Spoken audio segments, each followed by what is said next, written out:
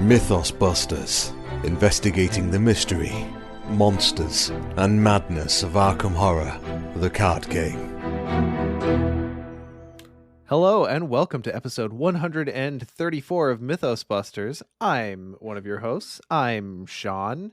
I don't know why I decided to adopt that lilt, but here we are. Joining me tonight is Scott. Hey, Scott. Hello. How are you? Oh, I'm doing well. Just super Yeah. excited after that stream. So Yeah, you vibing after some spoilers. Do a little bit of revealing. It's always fun, right? People like to reveal things on the internet. I love preview season. Like, just I love being there when previews happen. Like, if people are doing it live and there's a chat, like whether it's our chat or different streams or whatever. I just love that. When the messages go super fast, all of a sudden everyone's like, "Oh my god!" Right? And then like everyone's like brainstorming for the first read of that card, and like everyone's brain goes somewhere different, and I just love that feeling. So there's a very specific energy to our reveal streams, and I feel like it's the reason we keep going back to that as like the format where, like, because we could reveal these player card spoilers however we want, but that's tops for me, and it's because we get to see the reactions live and vibe with everyone. It's great. It's fantastic. Fully agree. Ian is also joining us. Hi, how are you? Hello, I'm good. Excellent. Also vibing on preview season. I am. I also feel like it's been. Oh God! Now I had the bare naked ladies just jump into my mind. It's over. I can't do anything now. It's Ben. It just popped in there like the Stay Puft Marshmallow Man in Ghostbusters. I couldn't stop it. Shut off the cast. We're done. What the hell was I trying to say? Oh, I was just gonna say that it feels like Edge of the Earth player cards just came out recently, because I feel like I still haven't given most of those their due workout. But yet we have a bunch of new cards coming out. But I'm not mad about it. I'm ready for some new cards. Well, to be fair, Edge of the Earth player cards did come out most recently. And like, I don't know if you're anything like me, but since they dumped all at once, there are some that like I immediately gravitated toward and have used several times.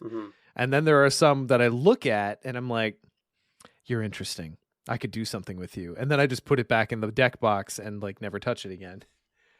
So, there's, I don't know. Is anyone else? That's just me. No, I'm totally there with you. Like, there's a few that I know. Like, I need to make a list or something of the archetypes I want to try. Like, I haven't even touched the synergy cards really yet, and I keep needing to build a deck around those. And there's a few other like major cards in there that I've been meaning to try that I never got around to. I think it's time. I have decided that if I'm going to do a synergy deck, it's probably going to be like a Dunwich Investigator. Just to like maximize how many classes you can cram into a single investigator. I don't know. Carolyn's not bad with synergy.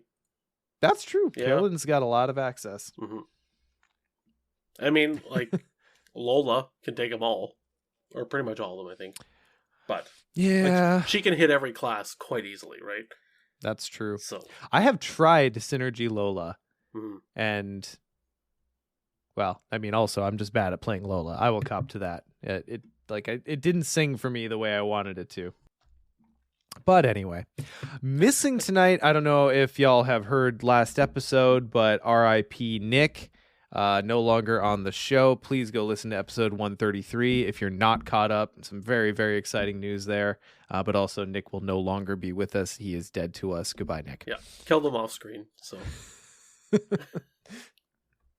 And then Justin had to bounce after our stream tonight, so we'll be missing him we'll be seeing him on the next one. We'll be missing him for this one. But Anyway, we've got a fantastic show for you guys tonight. We've got our normal catch-ups and openers to do.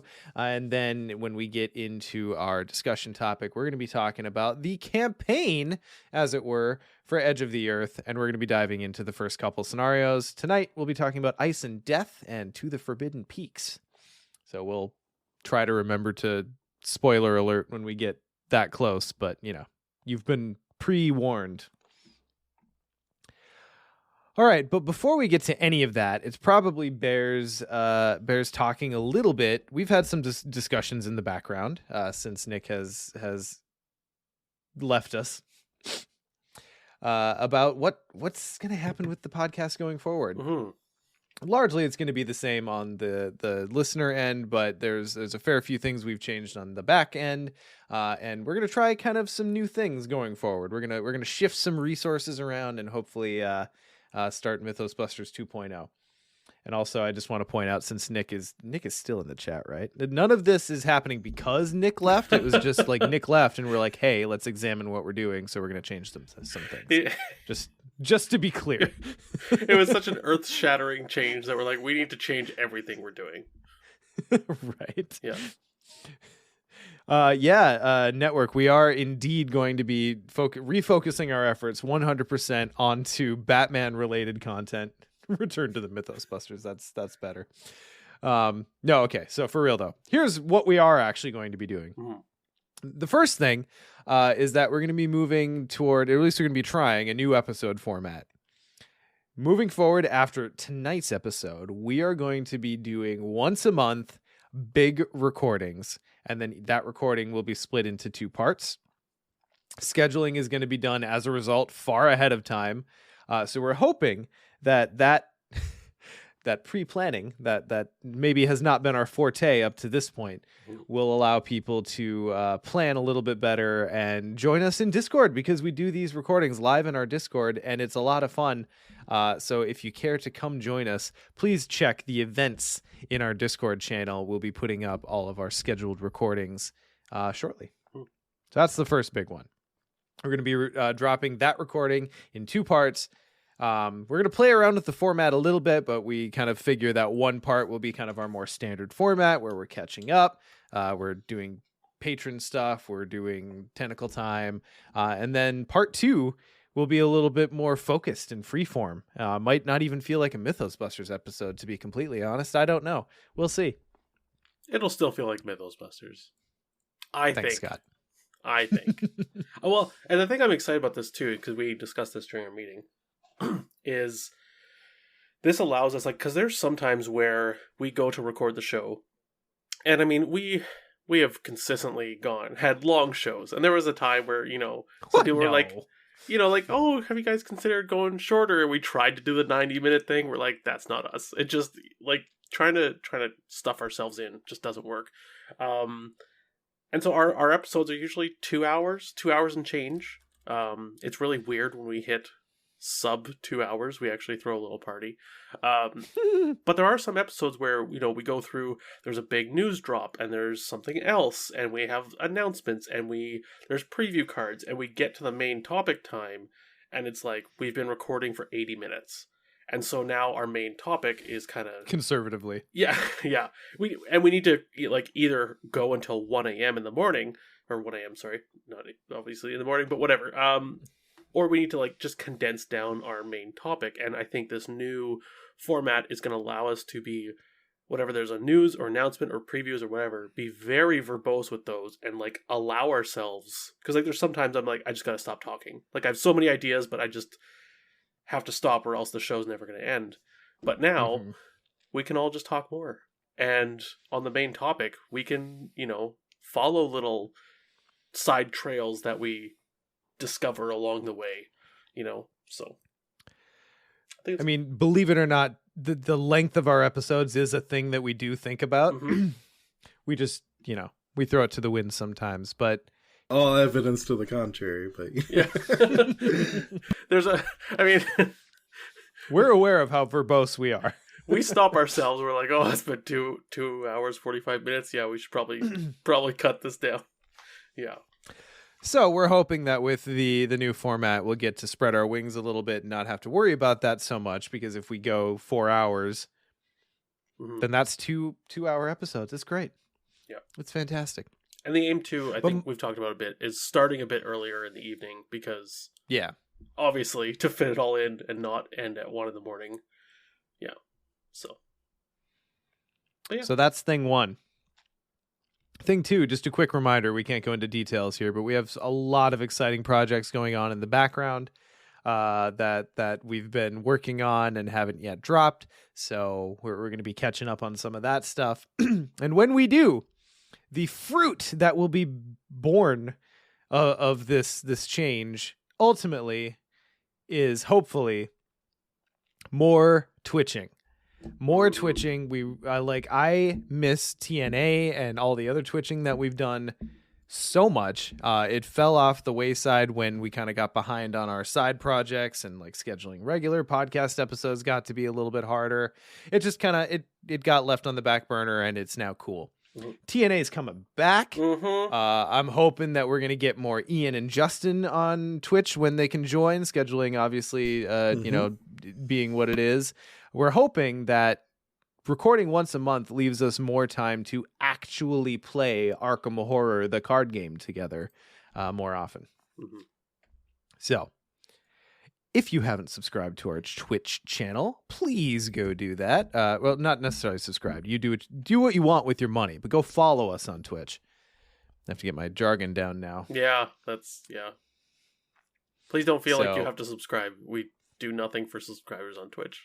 I'm not even sure what it allows or anything. So that being said, that's a thing we're going to try to dip into a little bit harder, and probably, Scott and I are going to have some crash sessions where we actually learn how to work Twitch, which is hilarious. I've been twitching since 2014. I've just been doing it so infrequently and in such a focused little segment that I still somehow know nothing about Twitch. But yeah, we're going to be doing more of it. So pay attention on our Twitch. And of course, when we can, we will schedule events in our Discord. So pay attention there. Twitch is probably going to be a little bit more of an ad hoc type situation in comparison to our episodes. So we'll announce it when we can. But your best bet is going to be to follow our Twitch channel, Mythos Busters, on Twitch. It's going to be great. Scott, we haven't talked about this ahead of time. Uh-oh. But I'm gonna just throw it out there and see what you think. Yep. I think we scrap all prior campaigns. Much as that's painful, no, I think we just need to start fresh. What do you want to finish? Only our Rick and Morty one. Our Rick and Morty one. Okay. Yeah, we have the final scenarios of the Dream Eaters, both sides, like the big finale. Okay. Come on. That's fair. Everything else. That's fair. Gone. Yes, I agree. Well, I mean, the other one that was, pending was me and Nick playing Dark Matter, and now that Nick's that's dead. Not. Yeah, I mean that's where it's at. So we're gonna have to start that up again. Although Nick, hit me up and let's play Dark Matter in person at some point. All right, cool. I'll play Dark Matter with you. Yeah, it's cool so far. I know we're nothing. 3 scenarios in, but I know absolutely fantastic. nothing. So I will go in face check, which scares. You're gonna love it. It scares the crap out of me. No, you're gonna love it. I thoroughly enjoyed what we were playing so far, and I think Axe has continued to iterate and improve and whatnot, which you get a chance to do when you're a fan creator. So we'll take full advantage of that. All right. So as we mentioned, we just did a big spoiler for the Scarlet Keys Investigator expansion on our Twitch channel. So go check that out on Twitch itself. I also just uploaded it to our YouTube, so check it out there as well. We got to preview a couple of really cool player cards, a Rogue and a Mystic one tonight. And we've got more coming. Holy cow. I just mentioned it on Twitch, obviously, but here we are again. FFG's given us more spoilers than they ever have. So we've got more coming. We're here for spoiler season. Maximum hype. Here we go. So excited for this expansion. Yeah, I am impressed at FFG's coordination this time around. It's yeah, and giving a bunch to, like, it seems like a lot of cards to a bunch of content creators, and we're all kind of working together and like trying not to step on each other's toes. So it's, yeah, you're gonna get one like every different day. There's gonna be another card. It's ridiculous. So fantastic. All right. Well, I think that's all the business we needed to get to. Did I miss anything, boys? I think that's it. I don't think so. All right. Fantastic. Well, I'm looking forward to the new format, and always we're open to feedback. So if you have any, call into the Mythos Busters hotline at 203-493-6984. That's 203-493-MYTH. You can just like leave us a voicemail that way. Drop us a message in Discord. Send us an email at Gmail, which is mythosbusterspod@gmail.com. Any of the myriad ways you can contact us. We're always looking for your feedback. So, boys, let's move on. What Arkham have you been playing lately? I've been continuing my fun solo trip of Luke solo through Innsmouth. Yeah, I'm taking Luke for Iron Man. I don't know what else to say. Got a couple more scenarios in, and yeah, it's going well. Yeah, I got I was able to do all but one key on the boat scenario with the 5 islands. Devil Reef. Yeah, all but one memory on that one, and that was just going in, and like I was kind of playing fast and just seeing how many I could get. I think if I actually study that scenario and kind of get used to which locations are which, and I can figure it out quicker.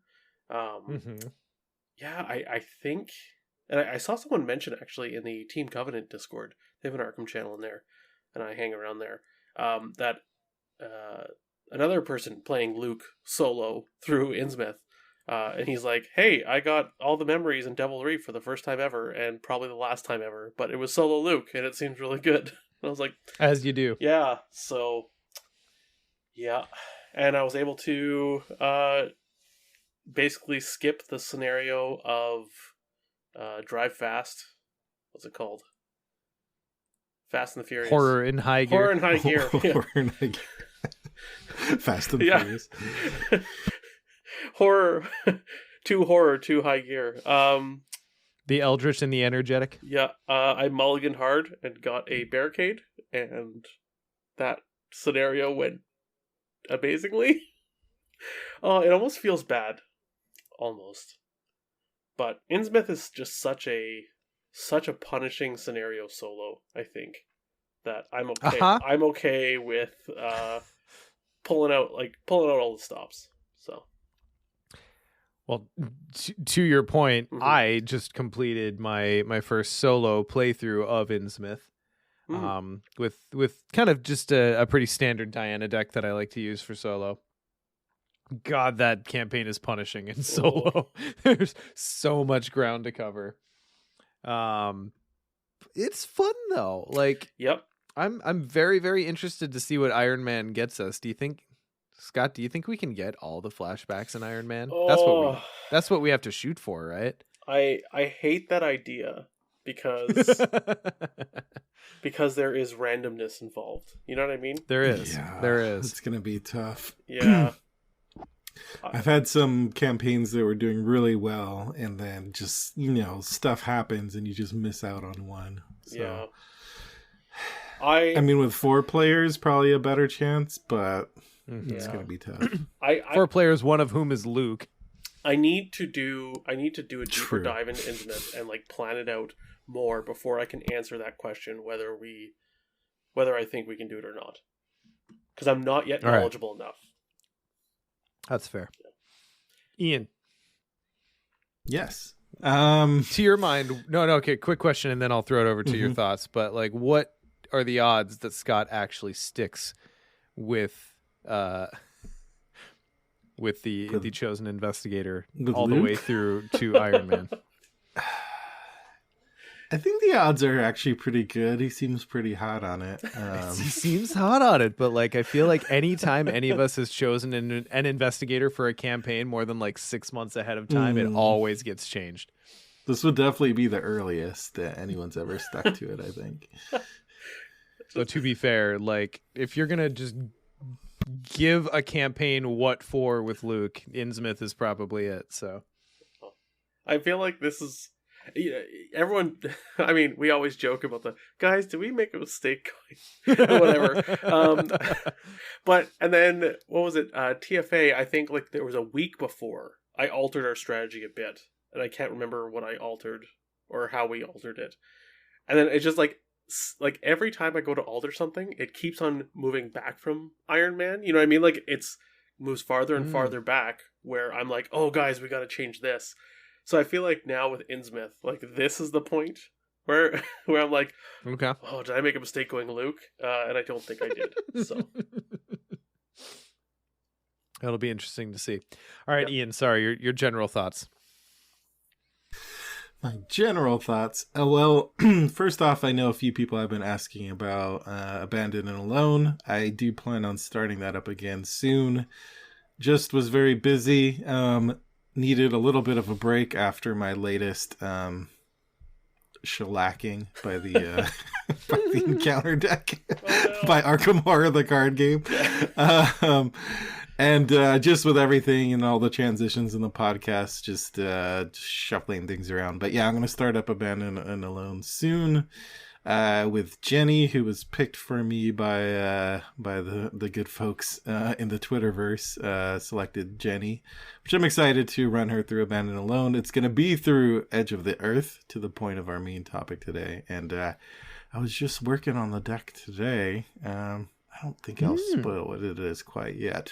But yeah, I totally did a turnaround from my original idea of what I was going to do with the Jenny deck, and I think I'm going to try something a little different. Is it your Eldritch Sophist Red Clock Jenny deck? That's what I originally was planning on running, but I turned away from that. I do want to try that actually through a campaign and see if it's my hunch is it's probably best as a standalone deck, but it's probably possible to build up to it. But I think the level 0 version of that deck is honestly probably pretty trash. You kind of gotta make it through and build it up, because the upgraded version is really good, but to get there it takes some work, I think, and lots of that's XP. fair. Ian, some decks do just live in standalone, and that's a truth of them. I don't think that's a slight either to either the deck or the builder. No. Like it's just, like anti-aircraft gun skids. I am never playing that through a campaign because it will not work. It is a shit deck until you get to 29 XP, right? Like, right. And having played your Jenny deck, which is by far and away my favorite Jenny deck that I've ever played, I can't even fathom trying to bring that down to level 0. Like, where do you start? There's just so much XP everywhere, and everything works together. But only once you have all the parts. Yeah. I started doing that, like working backwards. Like in those cases, I just like clone the deck and then start like cutting stuff out and replacing to make the level 0 version. And then I was like, I don't want to do this anymore. And then this other deck idea came into my head. I was like, oh, let me try that out. That'll be fun for the cast. So, well, the thing is, there's some cards there's just no level 0 equivalent. Like, right. Especially the big splashy cards that are like the whole point of the deck. Yeah, so, right. It's not like it's almost, because some level 0 decks, they are obviously less powerful, but they're missing maybe some key cards, the upgrade, but they're still kind of doing what the upgraded version does, just not as well. But then you have a deck like this, which it's going to be doing something completely different in level 0 than what the upgraded version does, which is kind of weird. I think it can be made to work. It's just, I don't know. It's just not what I felt like doing. Yeah. Fair enough. Especially when I've had a hard enough time in Abandoned Alone as it is. I don't need any extra pressure there. As far as what I've been playing, I've continued my Diana Dragonpool and Tome Daisy deck through Edge of the Earth. So far, I think the Diana Dragonpool has been working pretty well. She's able to get like the dragon pool charged up with arcane slots pretty quickly, thanks to her ability, which just draws through and gets you resources. I think that helps. So far I'm pretty happy with it. Need to play it more. And then the other deck I've been trying out, just one scenario so far, was kind of a weird one, which I'm not sure whether it's going to work or I'm going to keep at it, but I just like experimenting with decks, is Sled Dog Safina. What? You don't say. Say more. Because I was trying to think of... Yeah. At first I was gonna, because I was like, okay, I'm bored of Leo Sled Dog. Like, I'm sure that's still probably the best place. And then I know in our chat, Sean, you had mentioned Patrice Sled Dog, so I started building that. But I guess everyone's getting an insight into how I deck build, and I'm a little bit impulsive and get bored because I was halfway through building Patrice Sled Dogs. Like, this is boring. Like, other people have probably done it. What else can I do? And so, dude, like, I understand completely. Sometimes, like, you hit inspiration, and then when it like doesn't actually take shape in the form of a deck, you're just like, meh. Yep. Yeah.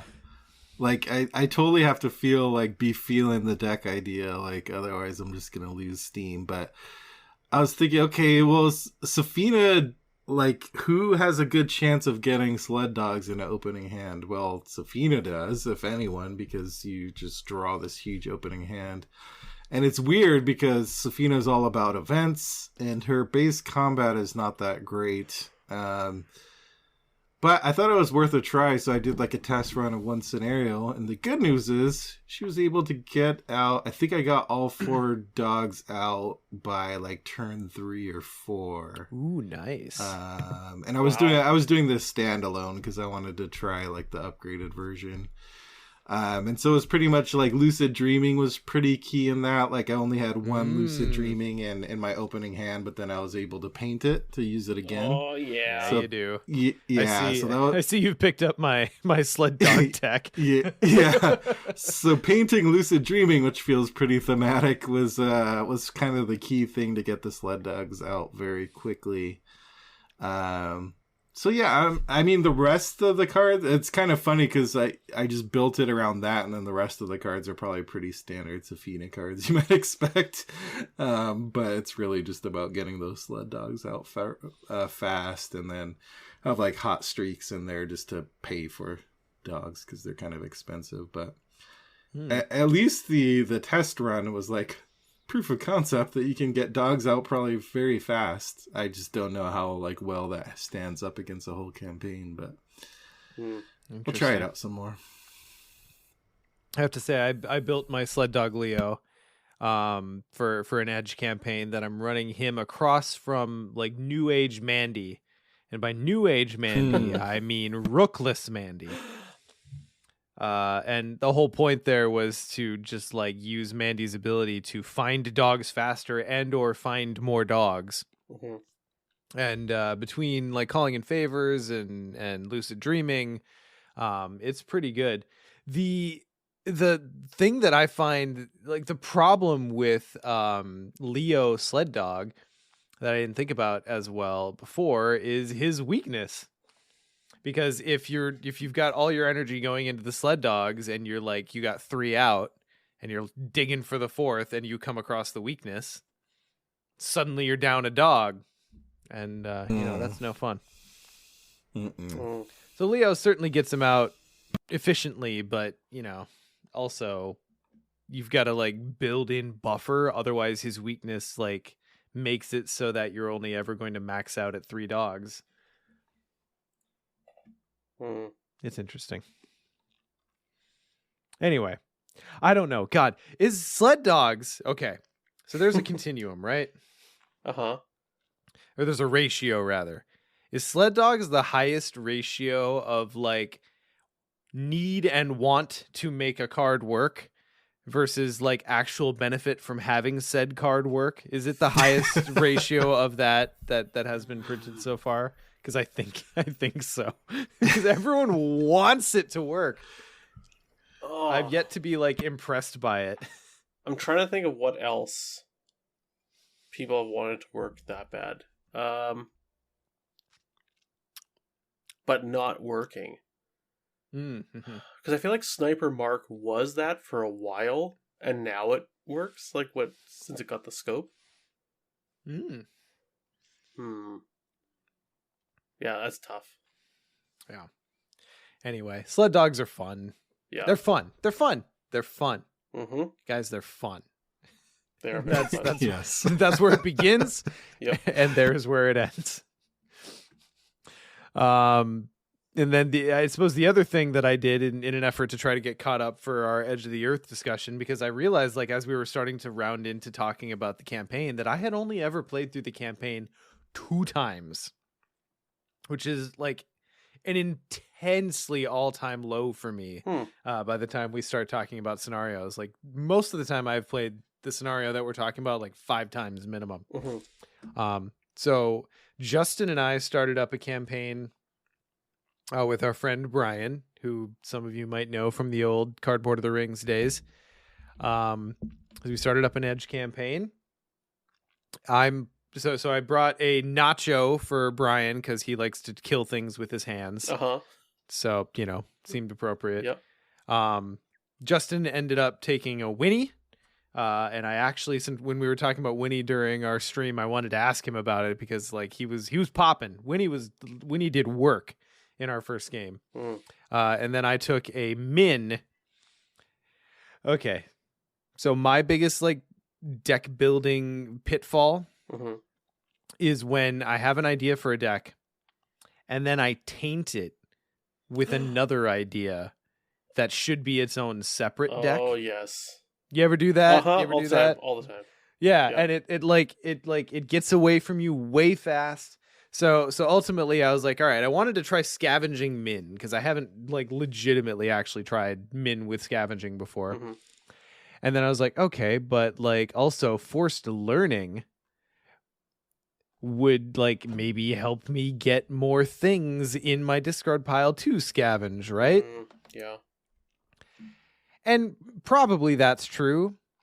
But ultimately what I found is that those are kind of 2 different decks, because if you're going to build your deck around a single card like scavenging, you need to find that shit fast. And bumping your deck up to a 45 card deck is not necessarily conducive, even with the extra filtering that forced learning gives you. And I also should have learned it from just looking at the card, but forced learning is not card draw, guys. It's not card draw. It is card filtering. It's filtering. Yeah.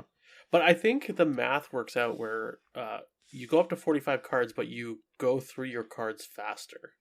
Like, you go through your deck quicker. In theory. I mean, yeah. Like, so a normal 30-card deck, which is 33, right? It'll take you 30... No, but then you draw your opening hand, which is 5, so you're at 28 cards. So it takes you 28 turns to get through it. Whereas quick learning, you're at 48 minus 5... 43 cut in half. You're at 22 turns. Yeah. So you cycle faster. The fact that your scavengings were at the bottom of your deck, that just sucks. I mean, that's one of the things, right? Like when I was talking, was it on the cast earlier or on Twitch or whatever, where we remember like versatiling. Right? Like when you versatile and you find that versatile card in your opening hand, feels great. But when it's at the bottom of your deck and you just shove 4 more cards in your deck that maybe don't need to be there. So, I don't know. I think forced learning is quite good in most investigators that can take it. I think it's like ultimately mathematically, yes. It's a fascinating discussion, which maybe we should like bump to a whole its own ass episode. Yeah. But that being said, it like on its face, I wanted it to work and find me cards faster and also let me just like put specific stuff in my discard pile. But what ended up happening as Min, who like wants to commit things, is I just ended up with like an empty hand and I was just top decking for most of the game. And like when you see 2 cards and you're like, oh, I really wanted that, and you have to put one of them in your discard I want pile. both of these. Yeah, like when you're top decking, like forced learning does not feel good. Yeah, I can confirm. It's not great. So I learned at first I need to like distill my deck premises.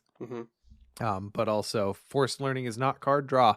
Nope. And you still need to put card draw in your Force Learning deck. Oh, did you not put four? Did you not play a lot of Círdan in Lord of the Rings? All right. Y'all both coming in at me like, oh yeah, did you not do the obvious thing? No, I didn't. Oh, okay. No, I didn't.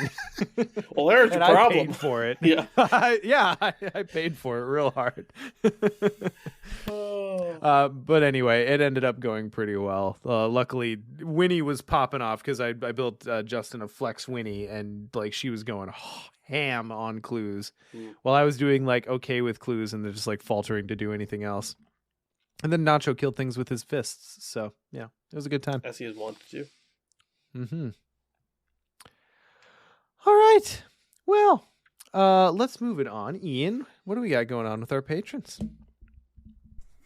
So first off, thanks to our board members. That's Chris B, Chris H, Chris M, and Chris U, our conglomeration of Chris's.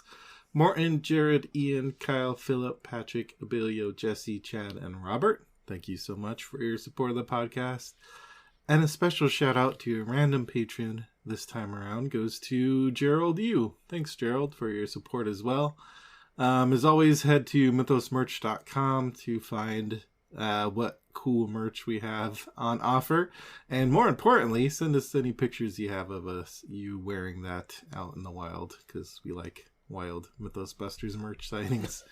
And finally, we do have a new job title to give out this episode for Javier Calvo. Javier will be occupying the very important role, as we'll soon discover in our main topic discussion, of Antarctic Base Camp Counselor. So making sure everything is nice and kosher between all those many varied personalities that occupy the Antarctic base of the edge of the Earth. I'm just picturing like a camp tent with like the Peanuts Lucy sign out front, like the doctor is in. Price one warming pack. That's all. That's all I had on that one. Okay. Yeah. I'm glad we took that trip with you, Sean. Yeah. All right, wonderful. We didn't really have a whole lot by way of news. I think the only announcement really was that the Carcosa campaign repackage has now been released. Did I read that correctly? Yes. Or is it available? Yeah, it's available. Yeah, July 1st. Yeah. Mm-hmm, mm-hmm. So if you haven't picked up on that yet, go grab that. And also, if you're like me, and you've over the course of this entire card game, the life of this card game, have only ever lost one card, and it's a card from Phantom of Truth, which even prior to the format change was like ridiculously hard to find for some reason. Maybe go buy it for a single copy of Level 245 Automatic. Might be a thing you do. I don't know. Might be a thing I do. Seems like a good use of money. Have you guys ever lost a card? That's my only one. Not that I know. Not for of. Arkham. Yeah. I have for Lord of the Rings, and that was like during the time period where you could like email FFG customer support and be like, I lost this card, and they send it to me. Good old days. Yeah. But that is not the case anymore. Scott, you don't count because you play digitally. It's fine. What? I've lost the cards before, I think. Maybe? Question mark? Probably It's not. possible. Yeah. I don't know. No. I'm pretty particular about my cards, I think. But yeah, and I'm fairly certain I can trace it back to a single day, because Justin and I, like, we're cool kids, and like we will bring our Arkham to breweries. mm-hmm. And there was one specific visit at a brewery where I'm fairly certain I knocked a copy on the ground and just didn't realize it. R.I.P. Pour one out for all the lost cards. And then someone went home with it. Yeah, that's right. You're like, I was very excited about it. I've been waiting for a third copy. Yeah. I would never in a million years bring a card game to a brewery to play it with beverages on the table. Are you a madman? That is just I paid for it. Ugh. It was fun though. It was fun. Anyway, so that's out there. Scott, any rules PSAs for the week? Yeah, I got a couple small ones. Right on. So, Ian, you'll probably like this, although it's past Iron Man, so you can't use it for Monty now. But Monterey Jack and cryptic writing cryptic writings. Sorry, Sean, your favorite card, which is reaction after you draw that card that I only draw in upkeep ever. Yeah. So basically, it has to do with the end of turn. So when does your turn end? And because Monty is drawing his cards at the end of his turn, that is still considered part of his turn. So if you draw cryptic writings during his little special upkeep based on how far he's moved that turn, that is during your turn. So you can trigger cryptic writings if you draw it then. Yeah, good to know. So it's when your turn would end is the first part of that, and then at the end of your turn is the second part, and it's after your turn ends is the third part. You know what I mean? Like in the phases of the order and stuff. So when your turn ends, at the end of your turn, after your turn ends, and after your turn ends is outside of your turn, but when and at are during your turn. If that makes sense. It does. All right. Yeah, because Monterey Jack is at the end of your turn. Yeah. Which sounds super cool. I would still only ever draw it in upkeep. Yeah, you would. That's appropriate.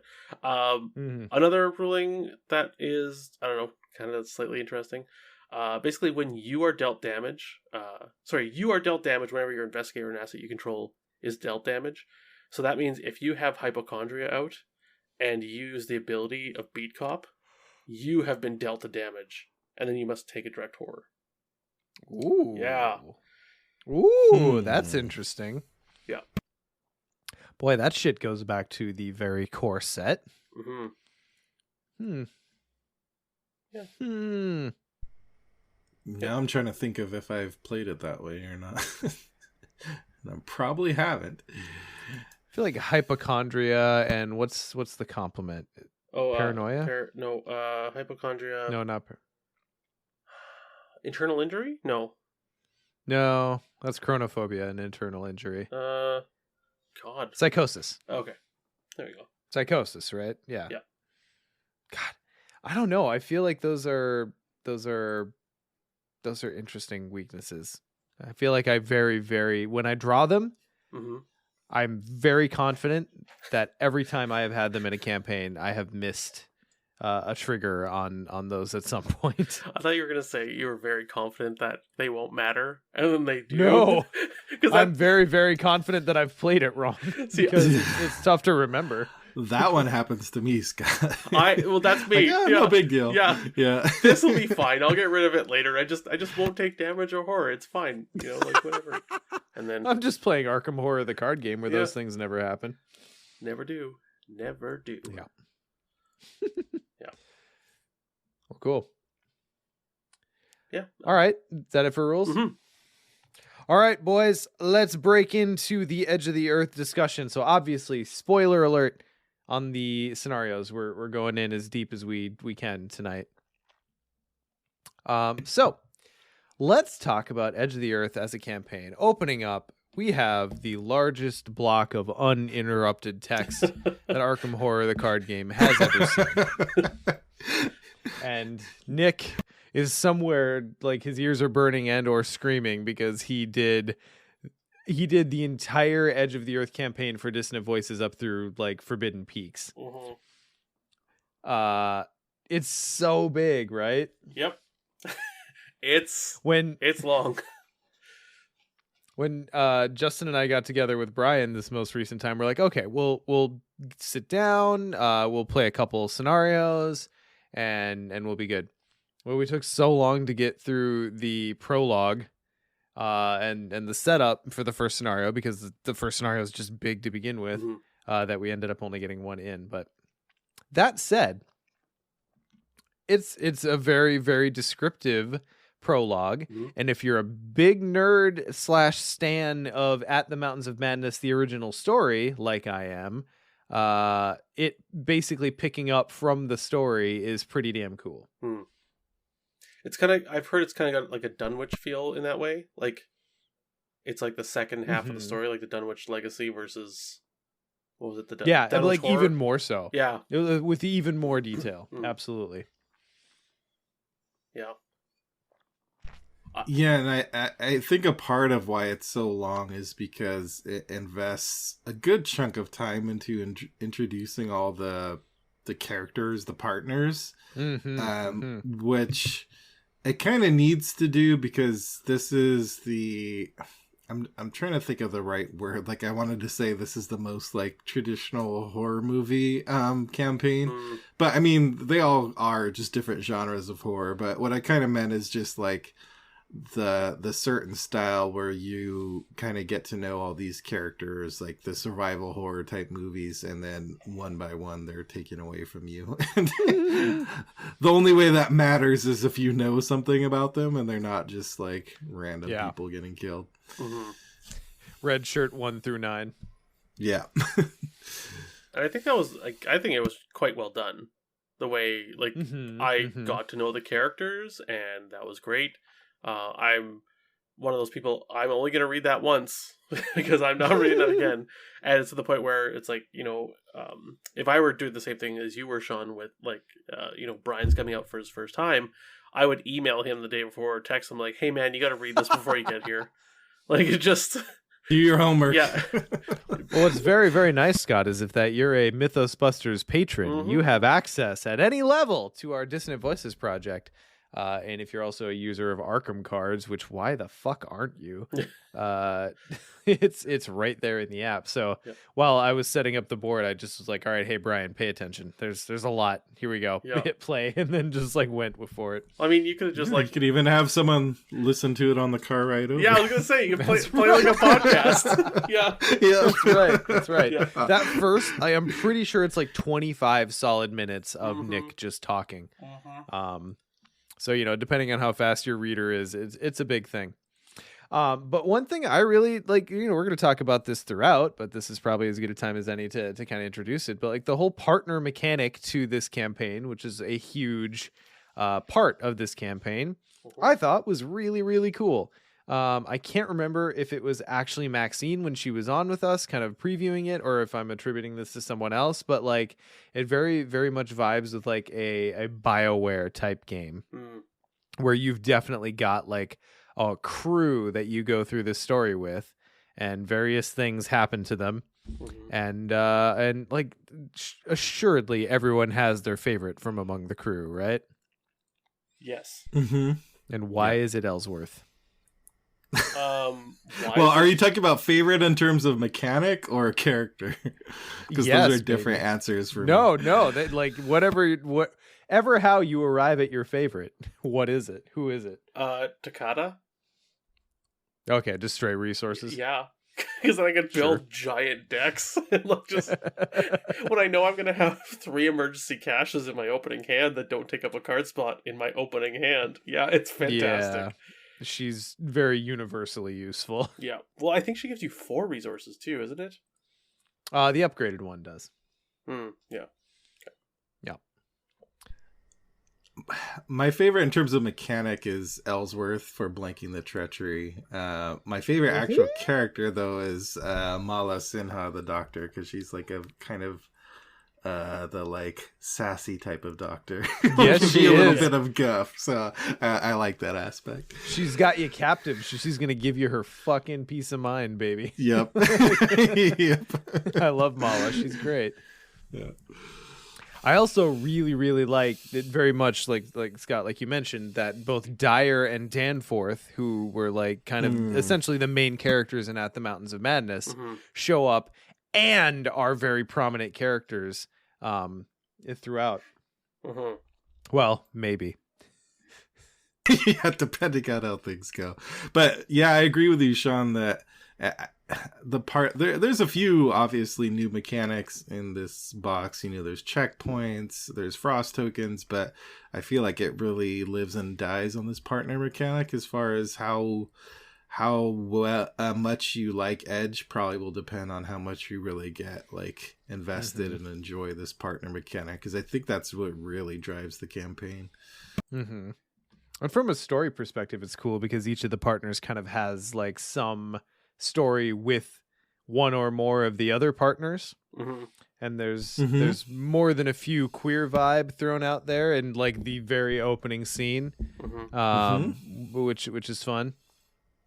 So yeah, I like it's a really cool cast. I think it was a really diverse, and like the characters feel different.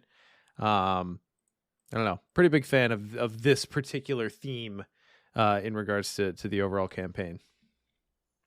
Was there any one you didn't like that like got on your nerves? I mean, Cookie's just kind of like you're like. Okay, I was gonna say the same thing. Cookie's just kind of like cookie cutter, right? Yeah. Cookies. He's just like you're just like, I'm closed off emotionally, and I'm gonna talk like this. And, oh, just leave him behind, son. And like, listen, just die and give me your gun, okay? Yeah, right. Kensler seems like the kind of boss who would kind of be annoying in real life, and who would sacrifice your life for the sake of her research. 100% she would do that without blinking. We've watched her do it in these campaigns. It just happened not to be you. And you know what? I think the reason I asked, we're on the same page.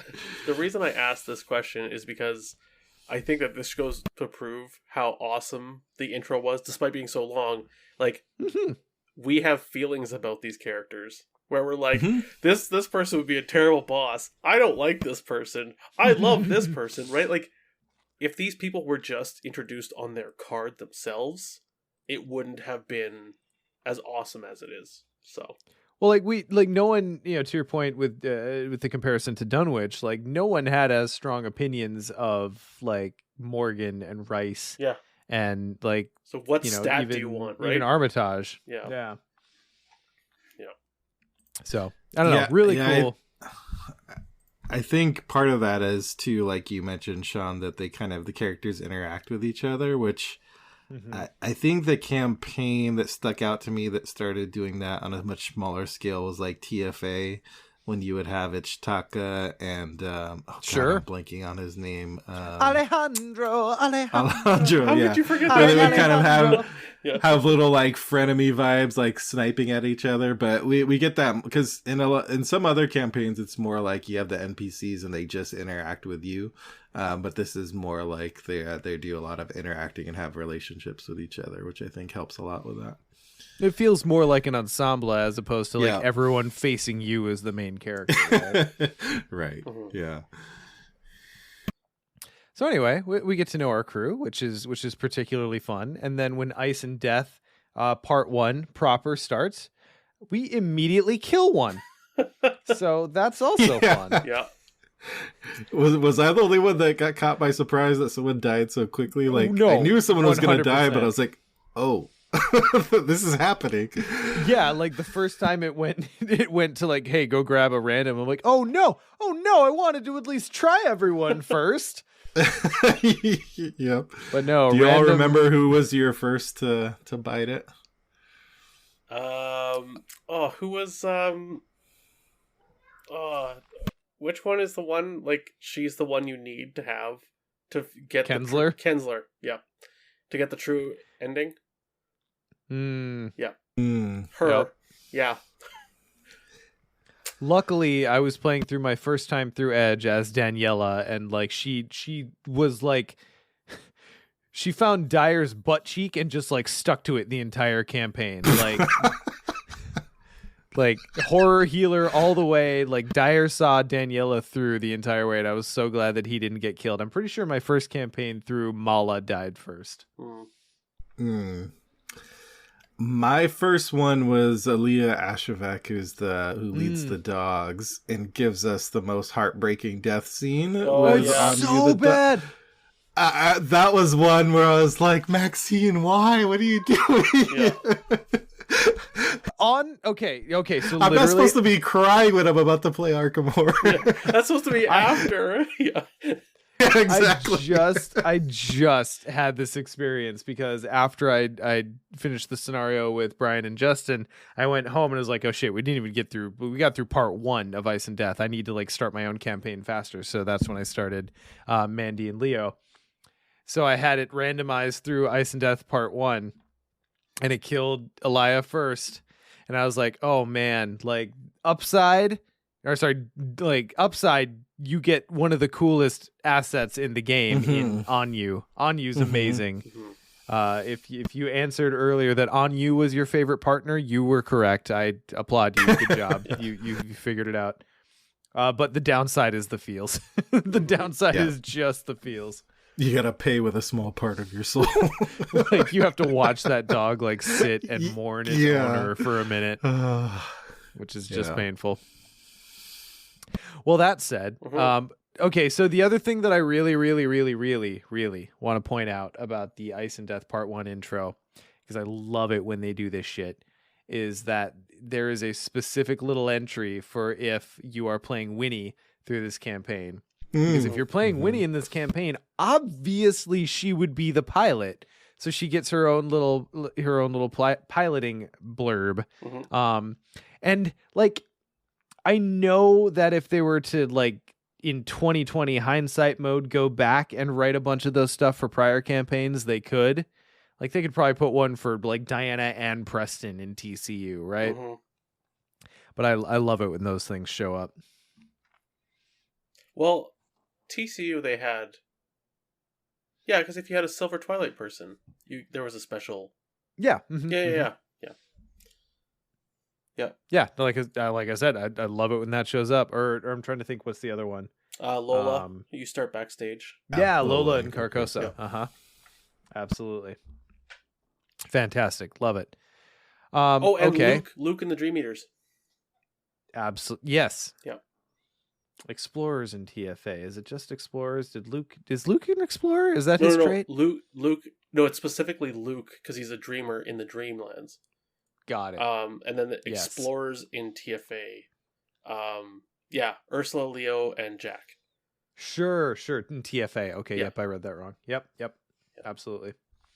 Yeah, there was text for Jack before he actually existed. So like I see that and I'm like, oh man, wouldn't it be cool if like it like before they capped every campaign they just kind of thought about that for a second. Yeah. But obviously the developers are human. There's only so much brain power to devote, so just the obvious ones stick out. Yeah. But anyway, love the Winnie entry. Perfect. Yeah. Absolutely A+. Yeah. So moving into Ice and Death Part 1. Our summary of the prologue was not quite as long as the actual prologue. Yeah, not quite. We'll get there. Yeah, so we get introduced to the giant map and finding supplies. And I was intimidated by the map size at first. Yeah, and it starts off small. You start off with 4 locations, like the crash site plus 3 others, and then you kind of expand it as you go along, depending on which direction you go. But yeah, by the time you get to like its full size, it's quite a substantial map.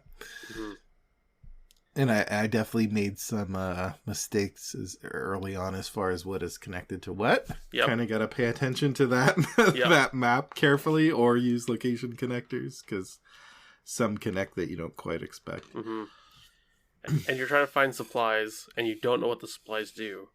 But I feel like everyone who plays this game has like PTSD whenever the word supply shows up from TFA, and you don't know what they do, because it's like, go find this old radio transmitter. Go find this thing. And I'm like, oh, man, I need to get all of these or else I'm going to like be 3 scenarios in and I'm just going to like, I can't get out of this pit because I didn't grab the Swiss Army knife from the airplane crash, right? Like it just... Yeah. I feel like this scenario, and I think a lot of the scenarios in this campaign end up doing this, is like you don't have enough time to get everything though. Well, for the most part, you might have like a killer, like really good team that gets everything, but a lot of times, especially in solo or lower player counts, like you you want everything, you want all the supplies, but you kind of gotta pick and choose and just be okay with that and hope you made the right choice later on. Especially the first couple times when you play, when you just don't know what they do. Actually, still don't know what some of these supplies do. Yeah. I've only got some of them. And I think too, you're looking for the best place to camp, and you don't actually know what shelter does at this point. I believe, right? That's true, right? Yeah, I don't think you do until you get to the resolutions, and then a lot of the stuff for the other parts of Ice and Death are based off that. But yeah, I don't think you know. Does it tell you that higher is better? I can't remember. I think you know that higher is better, but you don't know the outcome, that it's gonna like start pinging away your friends. So right, yeah. So I think it's a cool mechanic, and it's a cool intro to the campaign because it's different than, I mean, Arkham scenarios tend to vary a lot, which is part of the reason why it's a great game. But we get some common themes, like you got to kill a big boss or escape from something. But this is a little bit different than we've seen before, where it's this objective of like, just find the best camp you can. And it could be any of these, you can camp at any of these if you want, but it's a matter of like finding the best one and keep pushing on. Mm-hmm. And we get introduced to the Tekalili deck, which, what did you think of Tekalili cards? Tekalili. That's a good question. I like the idea of the mechanic. I think the big downside to it is just tracking and managing it between scenarios, where you have to be like, okay, these are the ones that were in my deck, and especially if you're not playing physically, actually, if you're playing with like online, and you have to like constantly keep track of what cards were in your deck and rebuilding the deck, and those kind of things are kind of or if you're playing physically and have to like take apart the decks and then come back later. So I think just tracking it, I think the actual mechanic is like is a sound idea though. What about you all? I'm 100% in that same camp. Like, the idea of it's cool. I like the fact that some treacheries don't hit you immediately, or like some effects don't hit you immediately. They just like set you up to be hit later. But in the real world, where you're not playing through one campaign in like a linear order, it gets a little bit more complicated, because it's kind of more fun with Tekalili when you don't know what's coming. And then as soon as you have to like take apart a deck and figure out what ones were in there and like what you need to do to reassemble this deck next time you play, a little bit of the magic gets lost. I, for the most part, liked... I thought Tekalili was kind of neat. I'm of the mind that, like, I mean, it does whatever it does, right? You take a horror, you take a damage, lose loot 2 resources, whatever, but you're also losing that card draw, which hurt a lot to me. I think that's probably the part that hurts the most. Yeah, absolutely. Losing card draw. But there's a simple solution: just play Danforth. Yeah. if you didn't get immediately iced. Yeah. If you didn't fall out of the plane. The only thing I found, though, with the Tekalili deck, too, is that there is one Tekalili that is worse than every other one. And Big Kahuna just mentioned in chat. Discard an asset you control. Like, it's piss off. That would get hurt a lot. Piss off. I'm sorry, but like, there's like, take a damage, take a horror, lose 2 resources, lose an action, discard an asset you control. Crypt Chill Kalili. Yeah, and just like, it's not even Crypt Chill, like, oh, you could test for it. This one's just like, no. Oh, that's true. No, it's happening, right? Like, oh, yeah. Yeah. And it's stealing a card draw from you on top of that. Get out of my game. Yeah, anyways. Yeah. So Danforth, the ally, helps with that, and then there's one of the supplies that helps mitigate that, right? I think so. Yeah, and then Jack and Zen I says in believe chat, so. the effect can be doubled sometimes. Oh yeah. So you can discard 2 assets you control. Oh yeah, yeah. I feel like Tekalili adds a little bit of a bit of swinginess to it, because sometimes if you haven't been like loading up on Tekalili cards, that one treachery comes out that doubles your Tekalili effects. It is nothing. Mm-hmm. It's like a free card. It's like, cool, well, who cares? Yeah. But then other times when it hits at the wrong moment, it is crushing. Yeah. So I don't know. There's that. Yeah. I think the part of it I do like, combined with the frost tokens, is they both work kind of similarly in that they just kind of get worse and worse over the course of that campaign. You accumulate more frost, you accumulate more Tekalili cards, and then it becomes a game throughout the campaign of deciding, like, because there's usually some effects that let you remove either frost or Tekalili, and then you have to decide how much you're gonna spend time on doing that and mitigating this bad stuff versus, pursuing the win in that scenario. And I feel like, as opposed to TFA, where there are some of those effects where, like, we ultimately kind of decided, like, no blanket, just tank it. Like, don't even worry about it. Just barrel through. I don't necessarily know that you can just barrel through Tekalili and frost tokens without a thought. Like, the consequences for doing that are pretty intense. Yeah. I feel like it makes you think about it more than, the supplies in TFA, for instance. Yeah. Well, the supplies, talking about, like, just taking trauma on the chin from, like, no blanket. At least it's just up front, like, you know what you get. Like, yeah. You trauma, you start the scenario, whereas these, they're going to keep biting you throughout the course of the scenario in ways that you can't really predict. Well, and I think, too, like, okay, so let's balance it this way. So thinking of, like, no blanket, just tank it, ends up being 2 trauma, right? And you can choose what they are. Mm-hmm. What if, in this campaign, you could draw 2 Tekalilis at the beginning of each game, and they're the damage or horror ones, and you can pick which ones, and then that's it for the Tekalilis for the game? Like, yeah. Right? Like, that is the equivalent. And Tekalilis come hard and fast. Like, this is not a blanket, tank it kind of thing. Like, yeah. It's, you need to consider Tekalilis. Mm-hmm. Yeah. For sure. Which I legitimately think, at least in either solo or 4-player, probably is his best show. Like, Danforth is worth looking at. I know he was the one that I slept on in the early bit before I had kind of, like, actually experienced the horror that is Tekalili. But later on, I really like Danforth, especially if you can particularly plan specific investigators to go trigger those effects that give you Tekalili cards, to be the one who has Danforth, then it works out a lot better. Surprising no one, probably. Mm-hmm. Also, I had to point this out when I was setting this up with Brian and Justin. But Danforth is the only ally, or the only partner in the clutch that only has one name. We only know his last name. He has no first name, because he's never named in At the Mountains of Madness beyond his last name.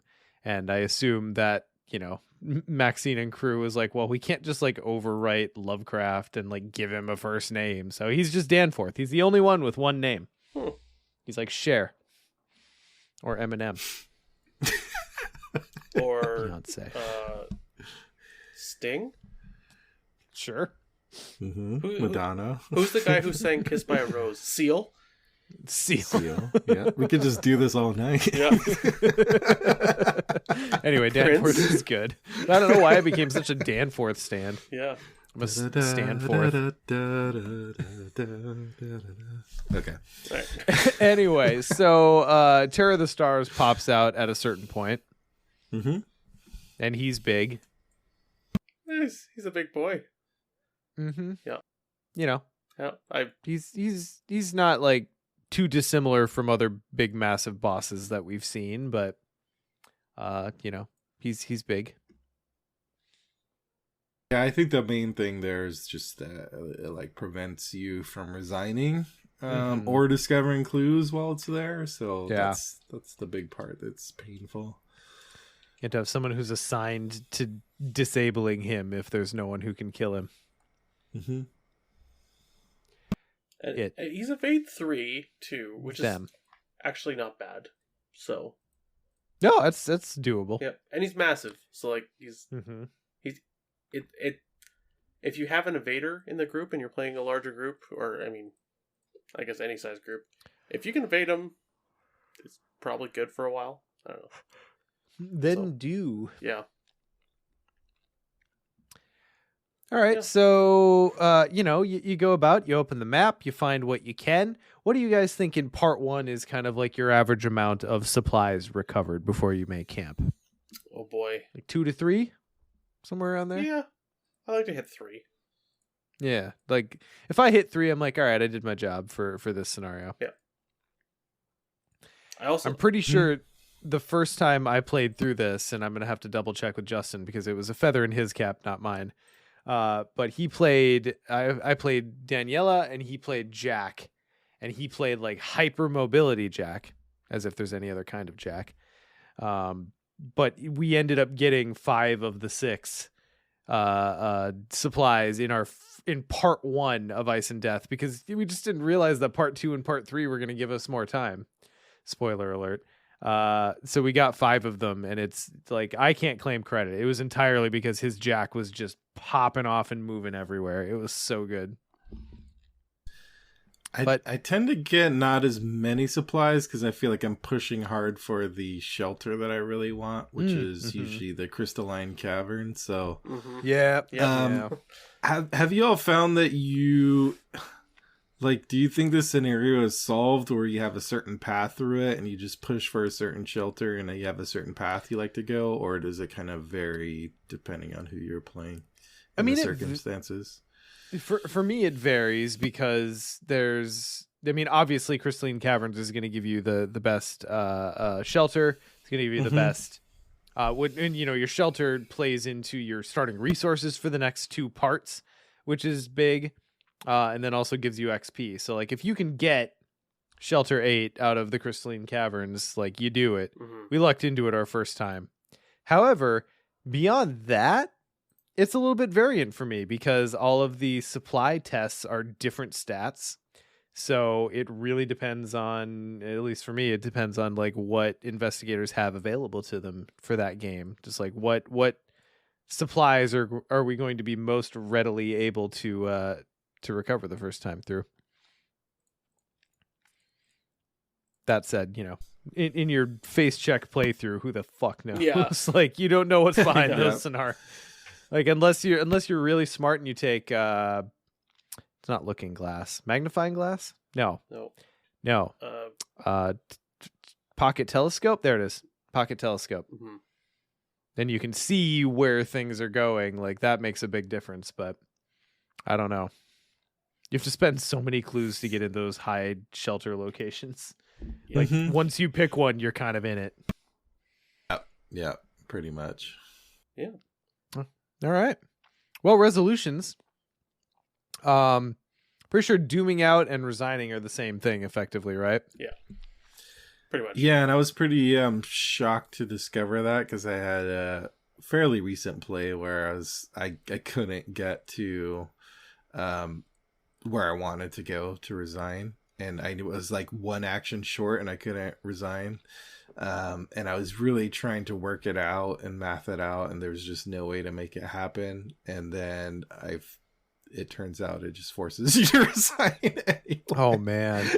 So that was a nice one. But now I know for the future. Yeah. It just has you resign at, I think you choose a location with no clues on it is how it works. So yeah, as long as there's no clues on it, you can just pick somewhere. So that's good to know for strategy purposes. That's so good to know. Like even in my most recent playthrough, like if we were down 1 action to actually like finish off the Terror of the Stars, but we're like, well, we need that action to resign. Stupid us.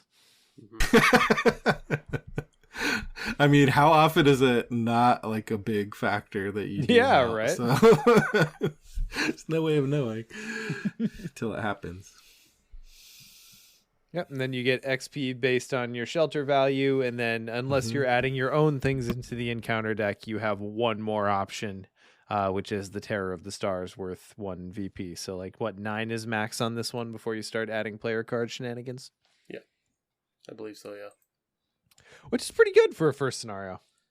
Yeah, I mean, I think if you're going in your face check style, I feel like you're not going to get that because you're not going to know where the 8 XP location is, or you might luck into it, and also you might not realize that is your XP or something. Right? Yeah. How could you? Yeah. How could you? But yeah, you have a vague goal that's given to you by the objective to just seek the highest value you can, but like, you don't know what it all means. Mm-hmm. Yeah, that's cool. Yeah. So then we move on to checkpoints. So first of all, let's talk about checkpoints in the context of the new release schedule. I mean, I don't know. Checkpoints. It was cool. The fact that Ice and Death is such a big scenario and spans 3 parts. And like, if you're going to play Ice and Death in its entirety, I mean, you're looking at like 4 or 5 hours, right? Like, it's big. Yeah. The fact that you have the option to keep playing, or here's what you do to pick it up next time, I think that's a really cool feature of this campaign. Yeah, I liked how they finagled that. So you could have this one scenario. It feels like, you're there for a couple days, but you can break it up.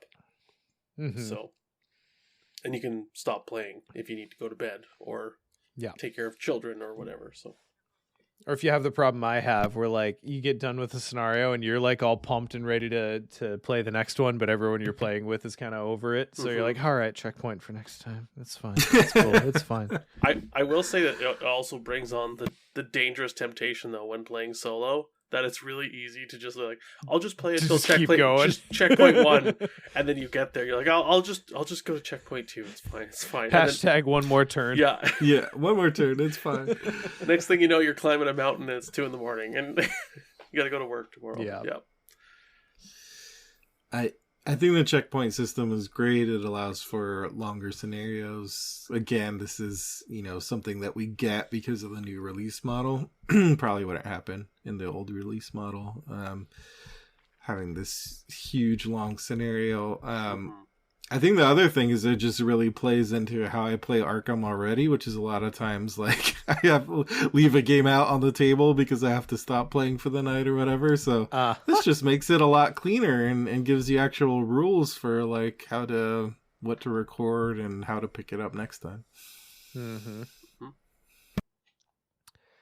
Yeah. So checkpoints, really cool. I'll be interested to see.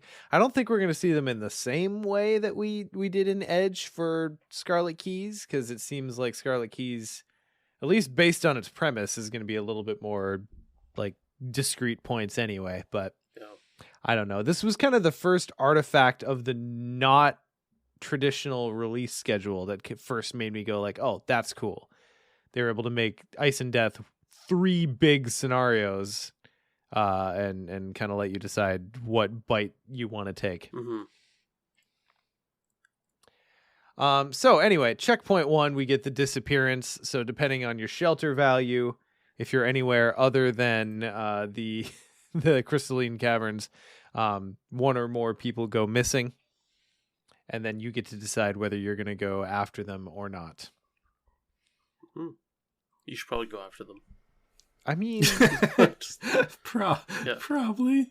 If Arkham Horror the card game goes like, hey, do you want to play more Arkham Horror the card game? And your answer is nah. What are we doing here? Yep. Well, and I think this might be a discussion for Iron Man. Yeah. We'll see. I like how immediately both you were like, well. Yeah. Well, my thing though is that sometimes I don't park in the crystalline cavern. Sure. Just so I have one person who's MIA. Because I forget what it is, but there's something when you've saved everyone. You skip it. Yeah. That's what it is. So because I skipped it my first time through because, like I said, Justin and my initial play, we lucked into crystalline caverns being the place we checked, and it just happened to be that like, all right, well that means we don't get to play the second one. Yeah, I had forgotten if it advances you to the next agenda or something, or you skip it. But yeah, so you skip it. But what the advantages of just leaving one MIA is you get a whole nother scenario to open the map more and go for more supplies and such like that. So I find myself not using Crystalline Cavern, but the one on the other side of the V shape. It's the on the left. Remnants of Lakes camp. I think so. It's Shelter 7. I believe so, yes. And then like Barrier Camp is also 7. Yeah, that's where we ended up this most recent time. That's an interesting point because like I mentioned, I always tend to push for the cavern. Part 2 is the one I've barely played out of the 3 parts. I think I've only played it like twice, maybe. I just played it again leading up to this episode because I wanted to experience it because I had so rarely played it. But yeah, I was like, oh, I barely remember this. But yeah, there are some advantages to playing this part, and you don't necessarily get that if you just get the cavern and skip it. Yeah. I had forgotten. So let's talk about part 2. So you get in X number of your crew is MIA, and then you shuffle in a bunch of other story cards. You throw those face down randomly underneath uncharted locations, and then it's your job to go try to like get everything you can. And I had completely missed my first time through because we didn't get to play it. How many of those encounter cards actually give you a good benefit? Yep. That like let you take Tekalili cards out or like remove frost tokens. I was kind of expecting that it was going to be more along the lines of like Blood on the Altar, where you're drawing those cards out and it's like another encounter card or something bad happening. But like, hell yeah, dude, go after those cards. Reckless Abandon. They're all good. It's fantastic. Yeah, I had the same experience as you when I was playing through it again. I was expecting all these story cards to be bad, and okay, that's a good one. That's a good one. That one's good too. So I actually was lucky enough that the person I just had to save one person. They were like the very first card I flipped over, and then I was just biding time playing the rest of the scenario so I could get more of the good stuff and keep it. Exploring the map. So yeah, I think it might be worth playing part 2 just to get those frost tokens out, get some Tekalili out, like Scott said, get more supplies. And Big Kuda asked in chat, so you just miss out on all that VP. If I remember correctly, I think I do, you can basically get a total of 8 XP plus the Twilight or the big enemy there over part 1 and 2. Like if you do poorly in part 1, you have more XP to get in part 2. But if you do like I do and just leave one partner missing, then you can only get 1 XP in part 2. Yeah, part 2 is very, very light. Yeah. You're not playing it for the XP. I mean, it's light unless you have like 7 missing team members, and then there's 7 XP to go get. Right. But yeah, you're not playing it for the XP. You're playing it for the extra time exploring the map, getting the extra supplies, removing frost tokens, the technically like there's just yeah. Which is kind of a cool balancing mechanic, because if you like fall on your face in part 1, then at least you have the ability to recover some of that in part 2. Yep. Yeah. But yeah, so you go through. I really like the design of all of the enemy versions of your partners. I think they are very, very coolly. I was about to say coolly. That's an adverb, right? Sure. They're very cool in the way that they are designed, such that they are like the enemy version of what they do for you as allies. So, for instance, Danforth was the one that went missing for me this most recent time. If he gets to attack you, he adds Tekalili cards to your deck, because of course he would. Yep. Like, it's really cool. I mean, it's almost similar to like the Carcosa enemies, though I suppose we never see the VIPs as allies, do we? No. We just see them as NPCs and then enemies. Yeah. But yeah, that same kind of feeling where it's like, oh, hey, look. It's like they're combinations. Yeah. Yeah. That's pretty cool. And then on top of that, what's cool in the story perspective is like you've got the named NPCs from your partner group that get stolen, but then from a story perspective, there's just like an undefined number of other crew that also get possessed, and that's basically your like cultist mechanic for this campaign, because we don't get cultists in this campaign. It's like the first campaign where the dark cults like encounter set never shows up. Yeah. And this is kind of what we get in place of that. Yeah, so that's fun. I hadn't actually thought about that. The dark cult doesn't show up. Yeah, and it's cool to kind of see what.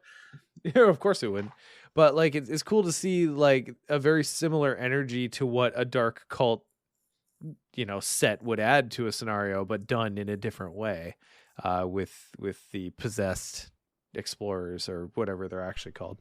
Mm-hmm. So if you want to escape cultists in the Arkham Files world, just gotta travel all the way to Antarctica. No big deal. Just take a John over to the most desolate place on Earth. It's fine. Just it's fine. scoot on over. Yeah. and then there's just aliens. It's fine. Yeah. Okay. So you have to parlay with your possessed team members. If you don't parlay with them, you have to kill them. Yep. Effectively. They did. And like fully cross them out, which is cool. Or not, Yeah, or not. Yeah. Whatever's your preference. I mean, I like to try to talk my friends down, but you do parties however you want. Mm-hmm. But then you just gather some of the ghosts from TCU. Yeah. They become those instead. So then with resolutions, Ian, I feel like there's a story for this one too. Like if you doom out, you actually suffer mental trauma.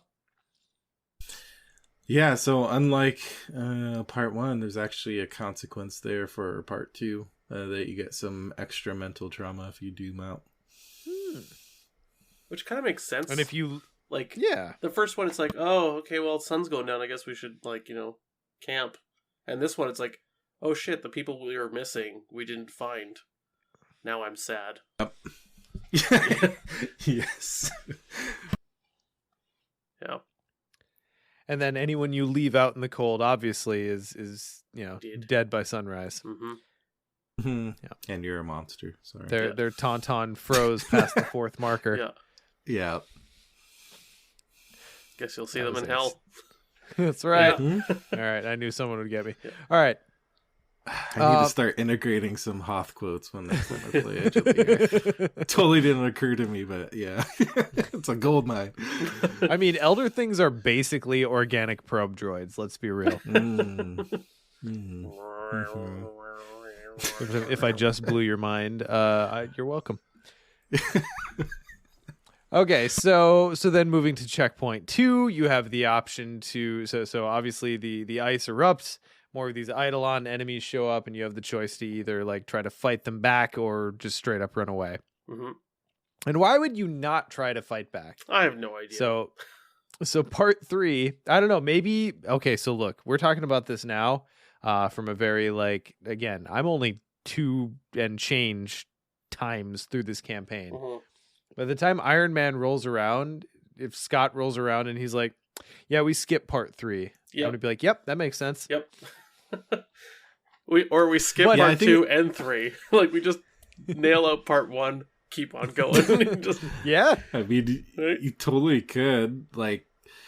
I think the place where you might do it is if let's say you're playing solo and you have an investigator who's not very good at fighting, then you might decide to skip it. Yeah, because part 3 really is all about fighting, pretty much. Yeah. Mm-hmm.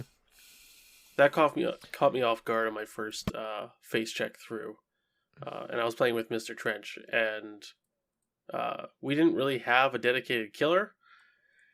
And or did we? No, I'm pretty sure we didn't. I forget who we played. I think I had Harvey, but and it's a lot of enemies being spit out by bigger enemies. There was just a lot, and I think we did okay, but I'm not sure if we actually defeated them. I think we ended up having to leave. But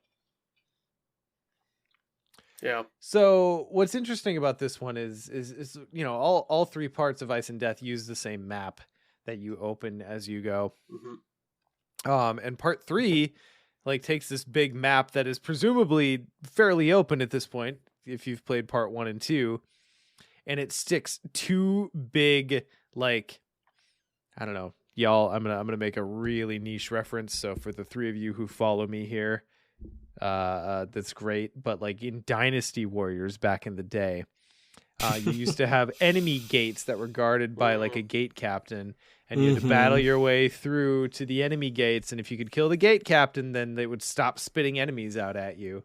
And that's like a very similar energy to what's happening in Ice and Death Part 3. Yeah, I'm with you. Played quite a bit of Dynasty Warriors. Yeah. How far did you play? How have we not ever talked about this? What's the last number you played? That is a good question. I don't even know. I don't even know. All right, well, we'll round back in Tentacle time. Okay. Yeah, I think it's cool how the different parts, they're all using the same maps but doing something different. And this is like, okay, now we're gonna do a big attack. It's not really tower defense because you're not defending, but you are getting waves of enemies. Like every 2 doom, basically, it spits out a new one. It's horde mode. Yeah, and it's really a race to, because if you kill the big one, any enemies underneath it are removed, so you get rid of it. So it's kind of I mean, you can just wait and let them spit them out and just kill them all one by one, but the most efficient and best way is if you can somehow get there as fast as possible and take out the big ones. Mm-hmm. And they're not crazy. They're 4 attack with 6 health. And they don't scale. It's just a matter of like getting there, and you get more of them per number. It's basically like one big enemy per player, right? Yeah. And yeah, it's not so much killing them necessarily, but they're usually kind of across the map, and you got to get there, and they spit out the small enemies, which trip you up along the way. So yeah, and if they're sitting in a big location that you haven't unlocked yet that requires 4 per clues to get into, then it's not as simple as like, hey, just go rush the big enemy and kill it. Like, then first you have to like gather a ton of clues. Yeah, that's where opening up the map in like part 1 and part 2 can help out a lot, because I have had plays of part 3 where it trips you up when you have kind of locked into the certain paths because you don't have the clues to get in there. But yeah, that's it. I mean, like, the enemies that it spits out, you've got your skittering nonsense, which are kind of your chud enemies for the scenario. You've got the one where it adds Tekalili cards to your deck when it attacks you. And then you've got the one where it adds Tekalili cards to your deck, like if it's ready at an adjacent location. Yeah, that's probably the worst one. And that one's Phantasm. So much worse in low player counts too, because in like 3-4 player, like someone can just go get attacked and you don't see Tekalili cards, and then that's fine. But in solo, when those things are like slowly creeping their way to you and you can't exactly rush them because you're dealing with a skittering nonsense already, like those things are nasty. Yeah, this kind of scenario is tough because when you have these waves of enemy that are keep moving to you, because you can either let them come to you, in which case they're going to attack you during the enemy phase, or you have to spend an action getting in there before you can attack them, which makes it tough, especially if there's more than one.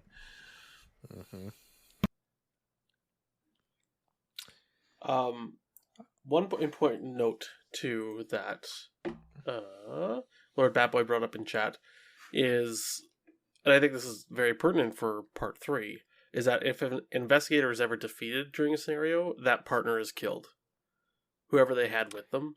And so the idea of like deciding to go into part 3, or like, can we take these enemies or can we not? Right? Like that's, you might be risking partners there too. So yeah. if you don't have the ability to like be quick and deal out big damage, like it's not a foregone conclusion, that's for sure. Yeah. So as we round out on part 3, do you guys find that generally you've recovered all of the supplies by the end of part 3, or do you find that there's one or two that you end up leaving on the table? Usually leave one or two. Stuff just gets busy. Same. Like, yeah. What do you normally end up leaving? Whatever I can't get to. Is it the radio? Oh, okay, so a little bit more dependent. Yeah. I think it just depends.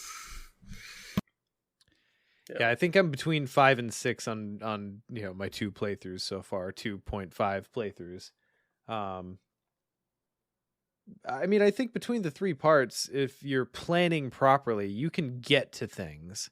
Mm-hmm. It's just a matter of planning properly, which is not easy to do your first time through. Well, and also not easy depending on how stuff comes out.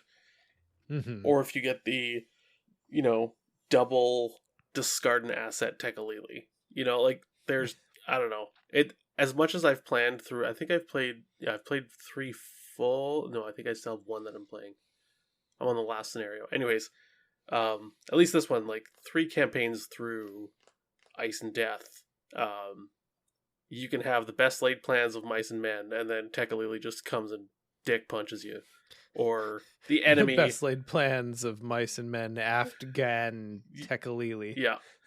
Or enemies, or treachery, or whatever, right? Like, I've just had so many plans just go awry. I'm like, okay, now I have to rethink of how am I going to get here and there, and yeah. So, it's tough. Yeah. I find these scenarios are... planning which supplies you're going to get. I feel like it's have a general idea, but you can't put anything down in stone. So, do you think that changes at all in lower player counts? Because I feel like yeah, okay, yeah. I think that's part of it, being that I play a bit of solo, that I tend not to get or focus a lot of supplies. Like, I think it's interesting seeing how different people approach this campaign and these scenarios, because when you're talking about supply strategy, it kind of took me off guard, because I'm like, I hardly think about the supplies. I just go for whatever the win objective is. And maybe that's a mistake, but I think part of that too is the player count. It's fair. Well, this may be a more broad statement to make about 2-3 player, but one thing that I try to think about with in a general sense is make sure I have all of the stats covered, because it's great to be able to say hey, I can investigate, hey, I can fight, but there are still places where you just need to be able to hit an intellect test or a combat test that aren't fight actions, that don't get the help of the assets that you've brought specifically to fight. So with at least with my 2-handed pairs, I guess is more where I'm speaking from here. With my 2-handed pairs, I try to make sure that I've got a way to hit a big, honest blank test from someone. And that is really what informs my whatever strategy I'm able to pull together for the supplies. Which obviously point that is not a thing you can do in solo. Yeah. I mean, you can, if you have some solo gator who's boosted in all stats, but that's an interesting point, because some campaigns we kind of think of when I think of TCU, I'm better have willpower, because there's all those treacheries based on willpower, or TFA better have agility, because there's lots of stuff based around that. But I don't know if this is objectively true or not. I'd have to analyze everything, but Edge of the Earth really seems to hit you from a lot of angles. You need to be pretty well balanced for this one. I can't think of one stat where it's oh, you better be prepared for that. It seems like you kind of need to be able to cover quite a few bases in this campaign. I think when it comes to supplies, especially playing solo and also 2-player, you get what you get and you don't get upset. That's kind of my motto there. Especially solo. Yes, the old Devil Reef approach. Yeah, I just see. Whatever you get, that's what's happening. Try your best, but yeah. Yeah. Okay. Well, resolving this scenario, if you doom out, you get physical trauma. So to balance part 2. Yay. You can defeat everything on the board, which is great. Where you defeat the hunting creatures. If you yourself get defeated, you barely escape to the ice shelf, and then if you just like resign, you flee to the mountains. Mm-hmm. Which you actually get a small bonus for later. I found out today. Oh. You get 4 check-ins in the next interlude as opposed to your normal 3. Oh. Because you have more time because you fled early. You left early. A king's bounty. Yeah. So exactly why I'm saying, like, if we roll around to Iron Man and Scott goes, you know what? I think we just like nope out of scenario 3. I'm like, yeah, I get that. Or like I understand. First that. turn resign. Just to get the fled. Oh. Yeah. Mm-hmm. Yep. Yeah, because I actually don't remember what some of these do later on as we get to like next episode and cover some more of the other scenarios. So I'm going to keep an eye out for that. But yeah, we know what it does immediately, but I can't remember what like fleeing versus defeating hunting creatures do, if anything. Mm-hmm. Yeah. So if you normally get just a blanket 2 XP for completing the scenario, if I recall correctly. And then if you actually beat everything and you get the full defeated hunting creatures, you get 5, which is pretty good. Yeah, it's a difference of 3. To me, it's like that is in fact how math works. That's a charisma worth. I guess so, but like the amount of effort you have to work for that charisma in this scenario. Sure. Yeah, I don't know. Did I just like straight up call Scott going, we're not going to play Ice and Death Part 3? Well, here's the thing. All indications are pointing in that direction. I seems like it. I have not played this campaign 4-player, so I don't know. That's the thing. Like I'm coming from solo and 2-player stuff where it's just like you can't defeat all this. Like I don't like unless you are going 2 killers, you're gonna have a hard time. I think completing part 3, which is fine. I think it's meant to be a very intimidating and scary scenario. But the reality just throw a couple cyclopean hammers in there. It's fine. Yeah. I mean, you have the XP at this point. Yeah. I mean, even then. Yeah. Yeah, I don't know. You might be right, Sean. You might be right.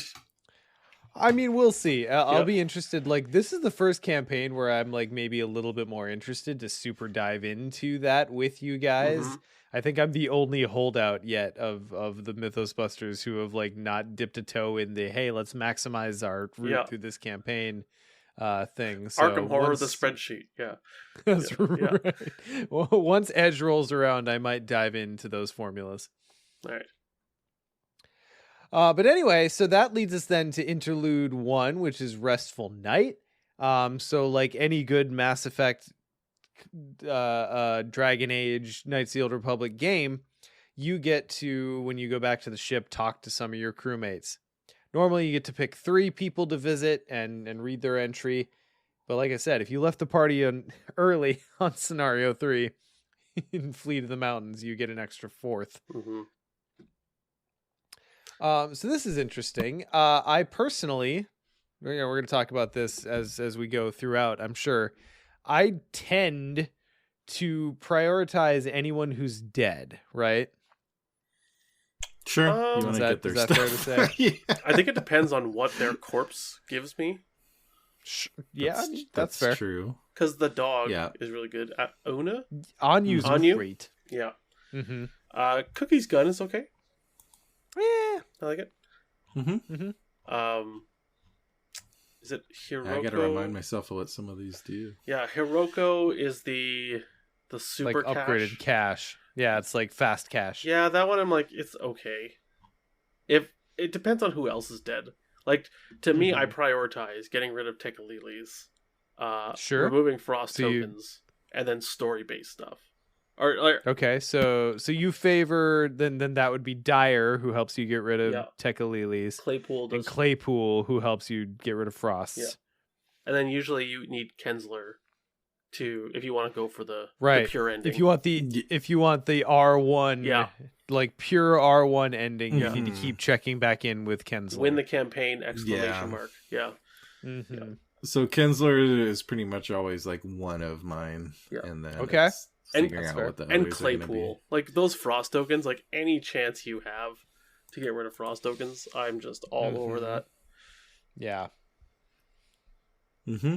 Yeah, it's really good. And then, but if you had a really bad time and you get like some trauma, you could hop in with Dr. Mala. Yeah. I've done it, especially if I'm taking in the thick of it. I'm like, and might as well get rid of it. Yeah, or Elia does something similar, right?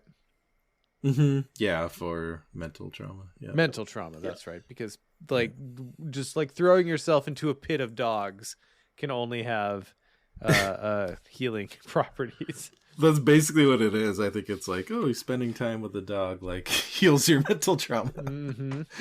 Mm-hmm. Julius asked in the chat, sorry, if there's any reason to interact with Kensler if she's alive.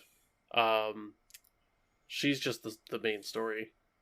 If you wanna, she's the expedition leader. So like, if you want to see I don't want to say the true ending, but if you want to see like the hardest to get and resolution out of the last scenario, you have to have visited Kensler like at every opportunity. Yeah, you got to keep doing it over and over again. Yeah, because each time she like gets a hunch, gets more like figures something out and does this, and like it's the and then she tells you she's in the middle of some calibrations. Yeah.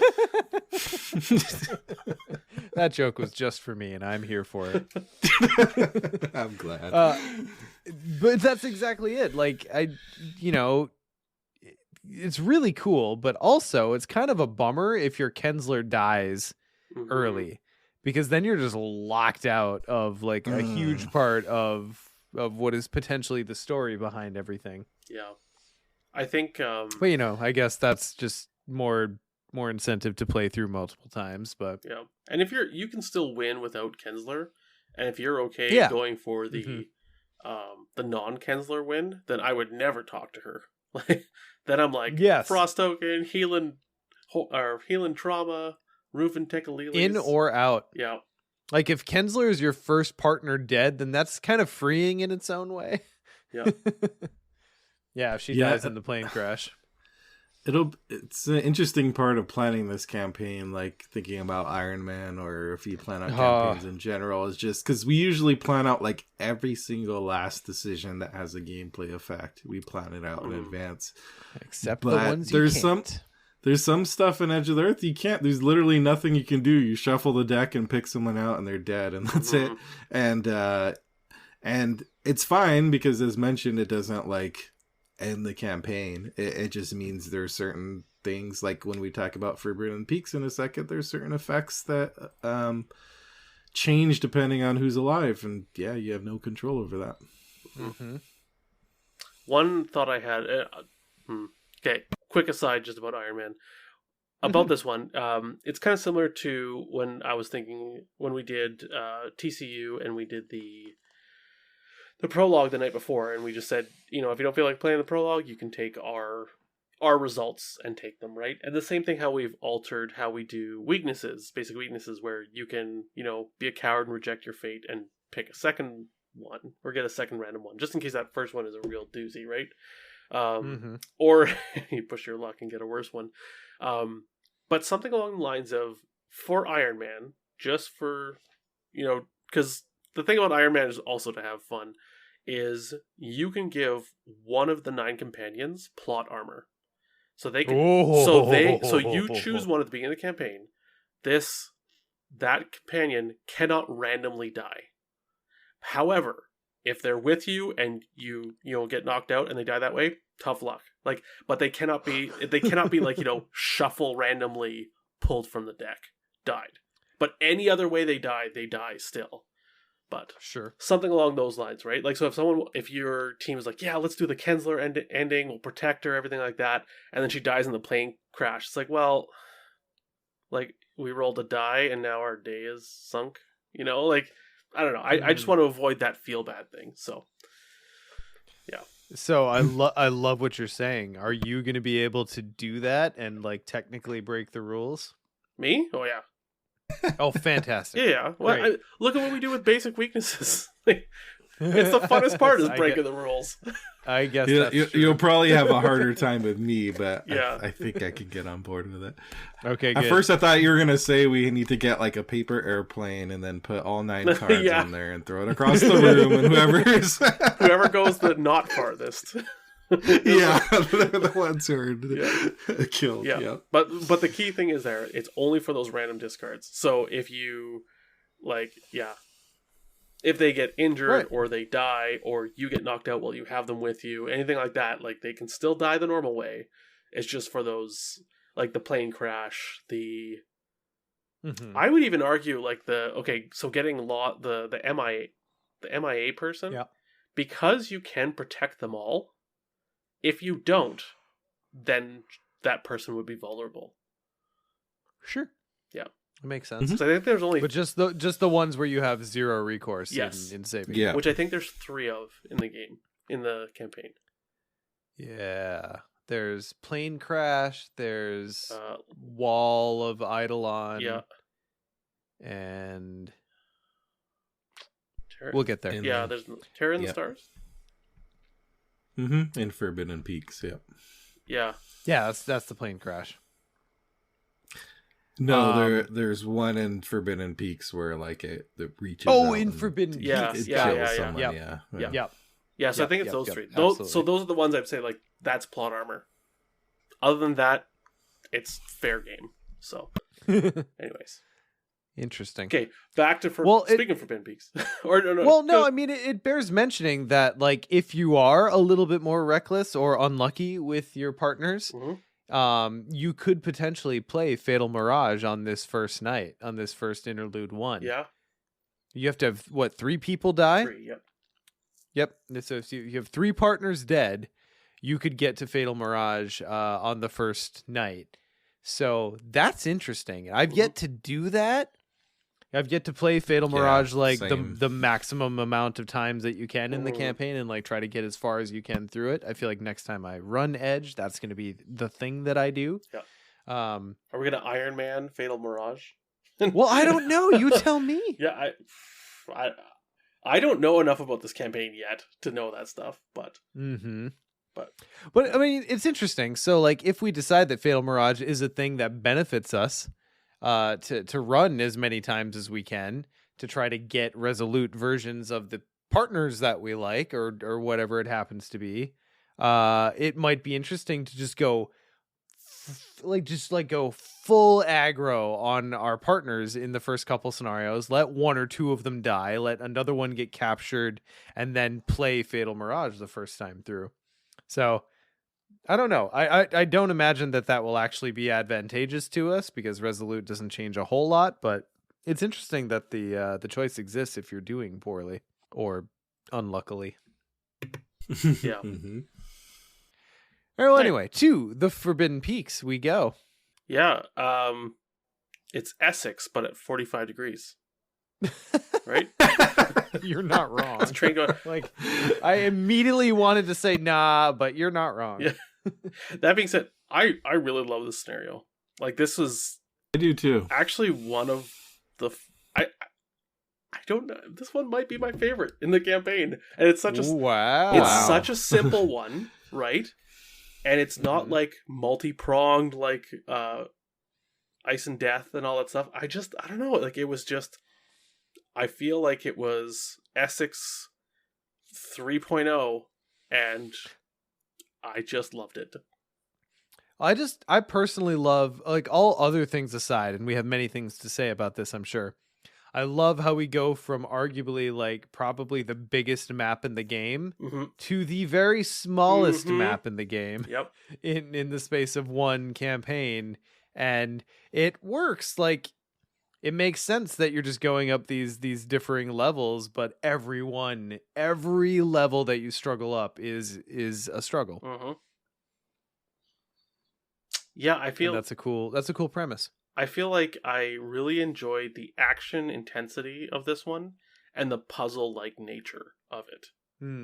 Like that, though, the scenarios like that's what I'm here for, right? Like, and anyone who's ever heard me talk about this game, like, you can probably just assume, like, if it involves math and mathing out actions and trying to squeeze efficiency in actions and like making tough decisions because of what's more valuable, like, that is my jam.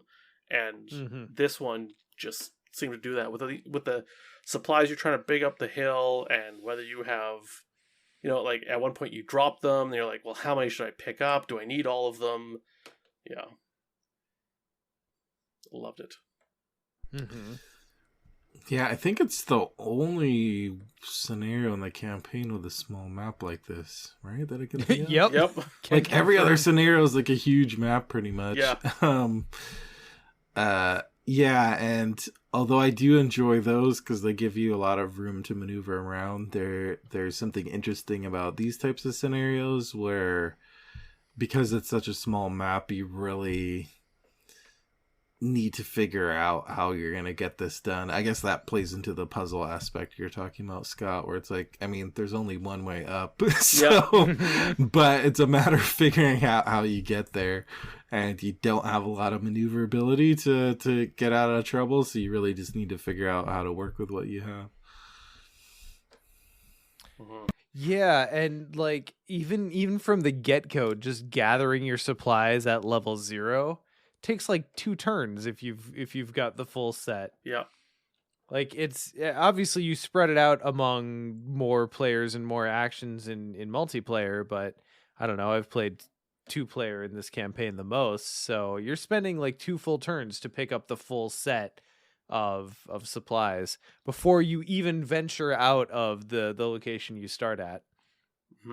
So it's just such a unique rhythm for an Arkham scenario. Yeah.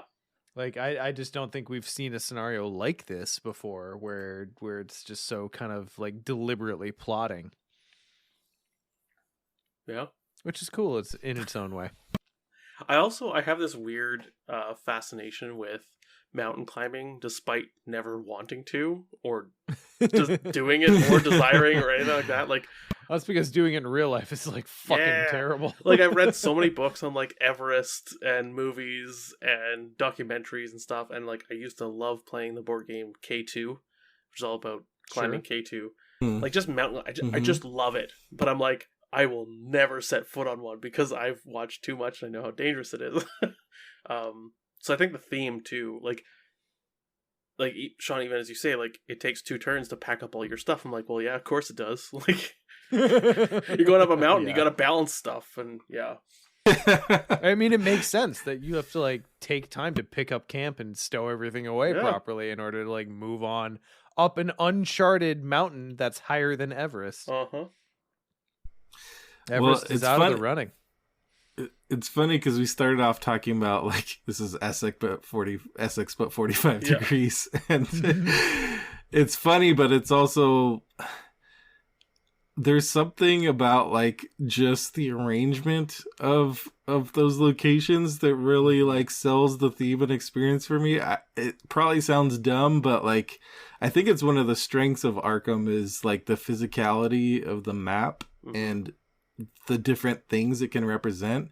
And it's one of the reasons why, I mean, I feel like I've always been attracted to that in card games, and Arkham probably does it the best out of card games I've played. Just give you that sense of place and locations.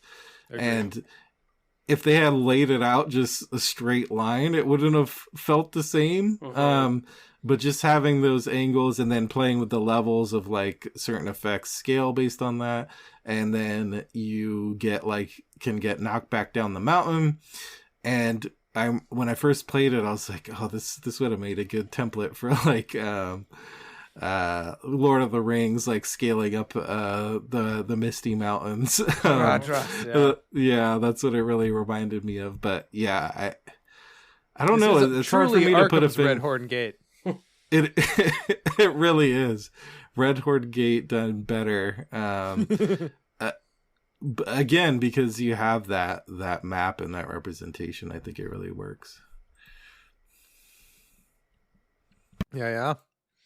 So that being said, do you guys find that and Julius asked this in chat, do you find yourself prioritizing anything that you're bringing up with you? Do you guys ever just like leave it all and just get up the mountain as you can? I know, Ian, you were talking about earlier how like you don't necessarily think about the supplies so much, but like once they're on the table and they actually have abilities that they give you, does that change? Mm-hmm. Yeah. Depends on how desperate my situation is, Sure. really. But Always.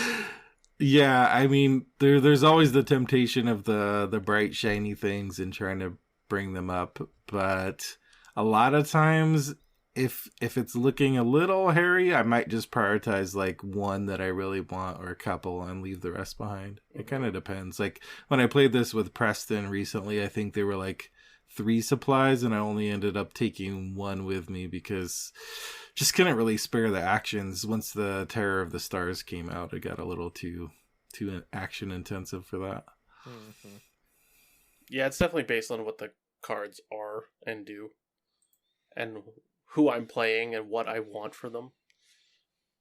So, but I mean, I think that is ultimately one of the coolest mechanical and thematic wins of this scenario, where it's like you're wending your way up this uncharted, brutal mountain that is higher than anything you expected to encounter, and at a certain point, you're like, "Just leave it! Just leave it! We have to go!" Yeah. Like that energy comes through very, very well in this scenario. Yep.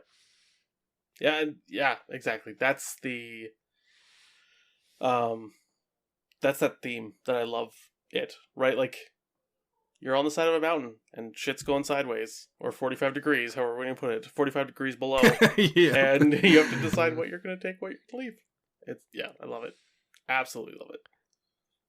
Okay, so I have only taken like passably will-powered investigators through this scenario so far.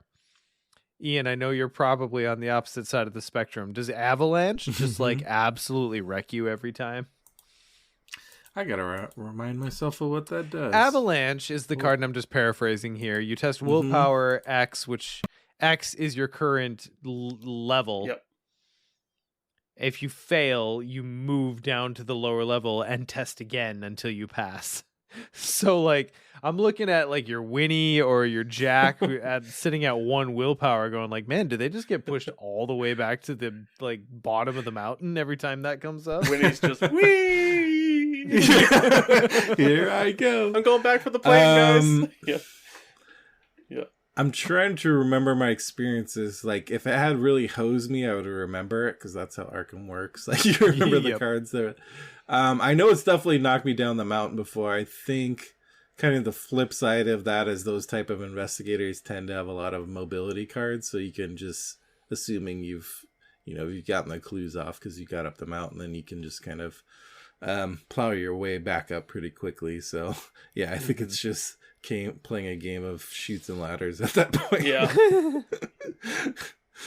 But it's still annoying just to have to take all those move actions again. Like, I feel like this if there's any scenario where like Open Gate has a place, it's probably Doom of Edsley. But like second is here. Where you like throw one at the bottom location or the second location, and then like, top or second to top and just profit. I also found Hanging on the Edge to be pretty brutal depending on who you have, because it's test 3 agility, and if you fail, there's a laundry list of things you do. You take 2 damage, you lose control of all your supplies, dropping them on the location, and you move a location down. Like, oof. That is just like, hey, you want to lose 4 actions and take 2 damage? There you go. My Leo sled dog deck is terrified of that card. Mm-hmm. Yeah, now that you mention it, now I remember why Preston only got 1 asset up, because I'd spent all these actions gathering all the supplies back up, and then this hit me, and I went back down and lost all. So yeah, that's. It makes me think of that meme with the guy's like, "Why can't I hold all these oranges or lemons or whatever he has? Why can't I hold all these supplies?" Oh my god, I forgot about that meme. Yeah, that's a classic. Mm-hmm. So Terror of the Stars shows up again, as we've mentioned, and randomly nabs another person. So Terror of the Stars is responsible for like most of the partner, at least the scripted partner deaths, in this campaign. No. I guess two of them at least, right? 2 or 3. Yeah, 2 of them. Yep. Although I do really like that, as you pointed out here, if he grabs Cookie's like "fuck you" on his way out. Like, it's so good. Yeah, that's awesome. Yeah. I love that little flavor there that he does damage to it on the way out, as Cookie would. Yeah, as you do. So I mean, beyond that, like getting up to the peak and resolving is just like this brutal test of tactics and resource management, depending on how many like actions you want to spend picking your shit up versus moving your shit forward. So resolutions ultimately, if you resign at the top, you get the supplies that you resigned with. And if you get defeated, you lose everything and you find another way through the mountains. Yeah. So, pretty straightforward there. Very Essex. Yep. It's Make it or you don't. It's Essex. Like, if normal Essex is a treadmill, then To the Forbidden Peaks is Stairmaster. That treadmill on an incline. It's a Stairmaster. or a Stairmaster. Yeah, absolutely. That's all greased up so you can fall off the Stairmaster. Yeah. That's the point. Yeah. Just yeets you back down. Yeah. It's fine. Also, you need to carry like 5 water bottles with you while doing the Stairmaster. They are also greased up. But it's a cool scenario. Like what it is able to do with 6 locations is actually pretty cool in the overall context of Arkham Horror, the card game. Especially at this point in its life, where I feel like most of us are kind of like, hey, give me the big maps, give me like the really detailed locations, give me lots of choices, right? And then this one's like, no, 6 locations. Good luck, bitch. Yeah. I think it's such a winner for me because it's so evocative of like the theme just comes through. Like Ian, like you said, the physicality of the map, the fact that it's at 45 degrees, it feels like you're going up. You know what I mean? Like if it was horizontal, it wouldn't quite feel like that. The fact that you are trying to grab these supplies, like it just everything about it just makes me feel like I'm going up a mountain, and that's what I love about these scenarios. Like when, like Essex, I mean, I like it, but do I feel like I'm actually on a train? I mean, it could be anything else, right? Horror in High Gear, I'm getting chased. That feels like I'm in a car chase, like, and there's. Like, so that's another scenario. It's another straight line, but man, did it ever feel like I'm actually trying to drive away from things, right? So it's another one of those scenarios where it's just the theme through the mechanics just pushes through so hard and knocks it out of the park. And at least as opposed to Essex, the ass end of the mountain doesn't start to fall off as you go up. Yeah. So it's got that going for it. You fall to the ass end of the mountain. That's yes. You do the movement in Mother Russia. Yeah. I also think the placement of this is great, like within the campaign. It's kind of like when you're making a playlist, like thinking about like where you're gonna place a certain song. In this case, you get a long Ice and Death scenario, 3 parts, huge map, expansive, doing all this stuff. And then it's immediately followed up by the small map, very straightforward scenario, point A to point B. And I think that's part of why it kind of enhances the scenario, because you're like ready to leave that map by the time you're done with Ice and Death Part 3. And then it just throws you into a totally different like situation. Yeah. It's a cool, like, minimalist design abound in this one. I love what it's able to do with how tight its map is overall.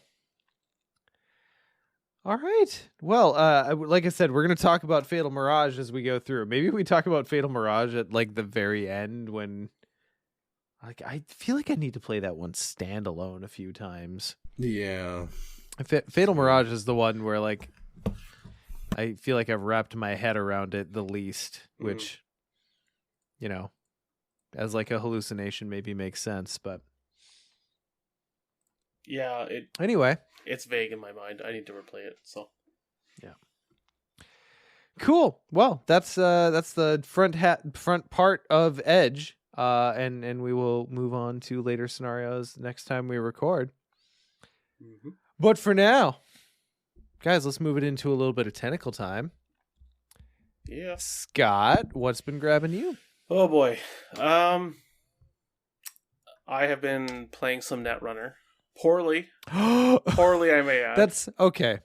So look, I have to say, I love it. I'm like very, very positive on it. Yeah. But also for how hard you specifically have like downplayed Netrunner and been like, beep boop data, whatever bullshit. Like I don't get, like, it warms my heart that you've been like, okay, this game's actually kind of cool.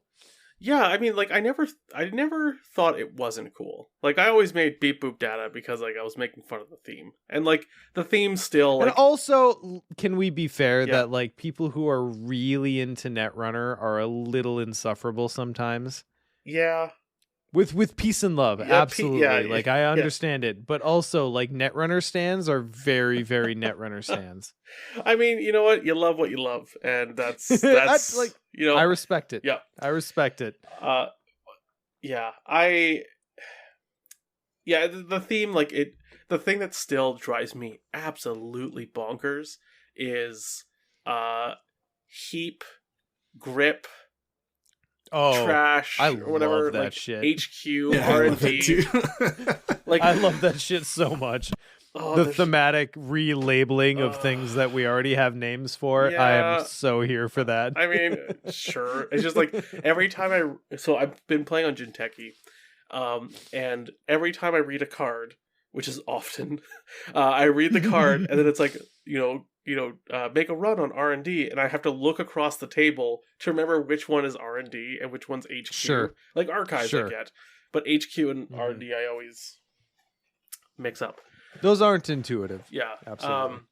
But it's been fun. I am used to being good at card games, so the issue is I'm not good at Netrunner yet, and I don't know if I'm going to be good at it. We'll see. And Netrunner specifically has so much like hidden information just like woven into its DNA that like, and I understand why Netrunner stands are so Netrunner, because like if you fully commit to Netrunner and understanding its full metagame, it's good. It's really good, and it's very expansive, and like it rewards you for knowing what all the cards are.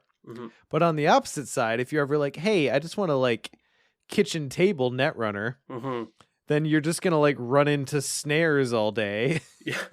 Speaking of which, that's how I lost today. Hit my first snare. That was fun. Yeah. I mean, I'll say Netrunner has a very high learning curve among card games. Not even just in terms of complexity of rules, although there is that, but just grokking the strategy and figuring out how to pilot decks and all of that.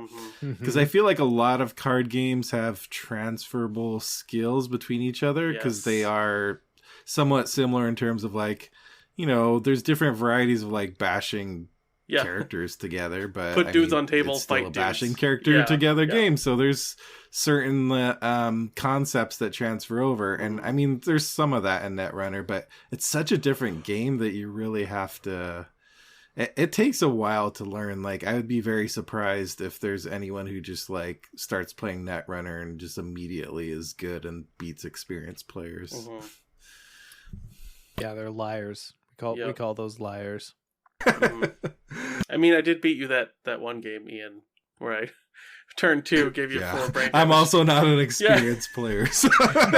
But I think too, look, I was also playing up my ignorance. Like, oh, I'm just going to put something out here. Oh, so I can just advance this, and next turn I can do something with it? Oh, okay. Trying to make you think it was a victory card. That is the beauty of Netrunner. Yes. The best part about that game is the hidden information bluffing aspect. Like that is what makes that game, and it is also the reason that like committing your knowledge to it more fully will give you like higher returns.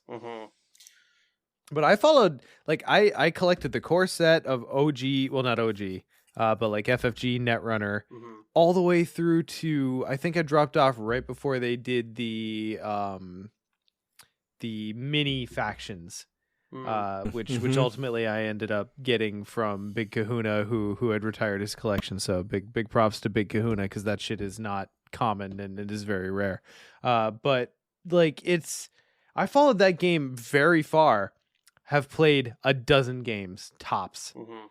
So I am like, I love the craft of it, but I'm very, very bad at it.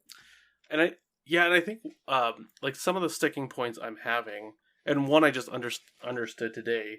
I was playing with Mr. Trench, and he's played a bunch, and kind of the balance of like I flipped over some ice that cost 6, and he decided to just allow the things to fire because it just all of them just ended the run, and I was like, haha, I stopped you, and he's like, yeah, but you spent 6. Like to stop me. Yeah. Yep. Like he's like to just stop he's me. like, no, you don't understand, like that's a key point of Netrunner. Like you spent 6 and I didn't, right? Like, and I was like, oh, like, so that kind of like keyed me in today. But also the other thing I'm having trouble with is like, when do I click for cards? When do I click for resources? And just understanding that has to be part of the game, but I don't know when to do it, and I don't know when to play things, and like it's just learning like what is a like, because like Arkham, right? Like gaining resources and drawing cards, like, are you nuts? There's always something to do. But in Netrunner, sometimes there isn't. And Netrunner also doesn't give you anything for free. You get 5 cards, 5 resources, and then you can go fuck yourself, is what that card says. Yep, make good choices, bitch. I hope you know how. Yeah. Yeah, I think a lot of the beeps and boops distract from the fact that, like, one of the card game concepts that is key to Netrunner is, like, it's kind of a resource game first and foremost. Like, you as corp and as runner just denying the other side resources and making them waste it and getting it yourself is usually the key to victory. I played a couple games with Peter from Drawn to the Flame. I mean, Rite of Seeking. No, wait. What's that purple card? We're running out of things to misname them. Peter from Drawn to the Flame. He's an avid Netrunner. Like, has played in national tournaments and all this stuff. Right, average. Yeah. Well, sorry, not average. Like, exceptional. No, someone who. Anyways, I forget the word I used. He wiped the floor with me, and like he's like, oh yeah, I won't do this because like you're new and stuff like that. He still just destroyed me. But it was interesting, and like Casey's been kicking my ass, and yeah. I'm at the point now that I have to admit I'm getting kind of frustrated. Okay, well, Scott, I mean, I know you're already making plans with Ian, and that's probably got every bit of merit that about what I'm about to suggest. But like I said, I have maybe a dozen games of Netrunner under my belt. I don't know anything of the new Nisei set other than like probably like roughly it follows the same mechanics. You know, if you want someone who's more on your level, you know, Ian or me is probably it. Well, you know what's funny is I've played so few games, I actually know exactly how many games I've played, and it's 13. So I've already surpassed you. Wow! So, all right, well there you go. Yeah. So you should win. Sorry, that includes like the what, like at Iron Man with Ian, and like way in the past, like years ago. So yeah. So that, and it's a cool game. It's a cool game. Like, of all of the asymmetric games that I know, that one's probably my favorite. I can fully understand why people love it and get into it so deeply. I'm just not 100% sure it's for me. But, like, it's one of those things, like, I respect it. It is a great game. It is designed well. You can see the Richard Garfield in it. It's... Yeah. You know what I mean? Like, it is a good game. And yeah, it just might not be for me. but I'm willing to give it its good shake or its fair shake, because yeah, it is what it is. It's a monolith among many of the card games. So true story. Yeah. Ian, how about you? Well, I'm also hopefully looking to dive more into Netrunner soon. God damn, do I have to get back into Netrunner with you guys? Yes. You do, yes. You do. I mentioned on our Dead CCG stream that's my favorite competitive game. But I just haven't played it that much, and part of the struggle has always been because it is a game that you have to devote a lot of time in to get the most out of it. And I'm even experiencing that now, like, well, I barely have time for like my prime game, which is Arkham, and some other stuff I want to do. So it's just knowing that I'll have to devote that much time to really enjoy it is the hard part. But I mean, I just love everything about it, and I'm a big cyberpunk guy, so the theme is like one of my favorite themes, so it speaks to me. And they particularly do cyberpunk well. It's not just like generic. It's like irreverent, fun cyberpunk, which is really cool. They create great characters. It's just a really cool world. Other than that, there's a current Kickstarter for a game called Leviathan Wilds, which the only reason I've been able to experience it is because, like a lot of companies now, they put a demo on TTS, which I love that Kickstarters are now doing that. And it's a very cool game because it's kind of a mix in terms of like theme and mechanics. It's kind of like a board game version of Shadow of the Colossus combined with Breath of the Wild. What? Like, yeah, because basically what it is fuck like, off on both counts, sir. The game comes with like these big leviathans, like I think it's gonna be like spiral bound, like each page is one of these leviathans, so it's a big picture of a big creature, and then they have these different like nodes covering this leviathan, and they're all connected, and then you play these little like climbers, and you have to, most of the game revolves around climbing up from node to node. And then instead of killing the creatures, it's like you're trying to heal these leviathans you have to get all these crystals off them that are corrupting them. But there's very cool mechanics around, like your deck represents your grip. So once your deck runs out, you fall. So you will fall down until you hit a ledge. Yeah, so you kind of have to pay attention to that just strategically. The Leviathans move slow, so at the beginning of your turn, you reveal and see what they're going to do, which might be making an attack in a certain spot. So then you kind of have to plan your turn around, like reacting to that. So I haven't played it a ton, but I played a couple of demo games.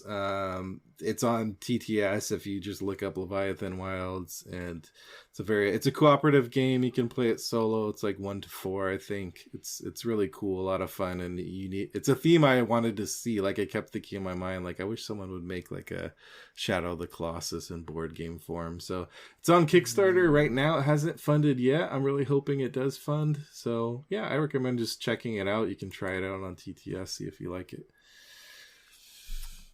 Okay, so we talked about doing more twitching. And one of the things that I think we all eventually hope to do is twitch so much that we feel justified in twitching some things that are not Arkham Horror, the card game. That is a game, Ian, that you just described that I would love to play. So, you know, if you ever find yourself like booting it up and wishing for like it, I concur. Is it just solo? No, you can play up to 4 players. Yeah, there you I'd go. love to play it with you guys. So there you go. That sounds fantastic. Oh. Man, okay. So quick aside before I get into my actual tentacle time, like my kiddo has been kind of like I've been trying to give her a little bit of like a video game education. She doesn't devote nearly as much time to video games as I did at her age, and she's definitely better for it. But like I'm trying to give her at least just like, hey, here, like we went through Mass Effect last summer, which was the cool thing. I tried her on Shadow of the Colossus, and it was even like the remaster, and it didn't quite stick. And I was like, oh, That hurts me a little bit. Oh, Shadow is like so seminal to my video game background. But anyway, so listeners, forgive me if I talked about this already in our last episode, but I don't think I did because I think we just let Nick go off on what he wanted to talk about as it was his last episode. Sure did. But when you guys were here in person, and this is how long it's been since I've been on a normal episode, we did a little bit of a thing with Marvel Champions, the living card game. I think it's technically a living card game. And I have to say, like, you know, Scott, like I said to you, like, I'm used to whipping Marvel Champions out like once every month. And like playing a scenario through like easy mode, through like the boss's first mode. And then like looking up at everyone that I'm playing with and being like, all right, that was fun, right? Like, and they're like, oh yeah, it's okay. And then I'd like kind of pack it up sheepishly and wish that I could play toward regular difficulty.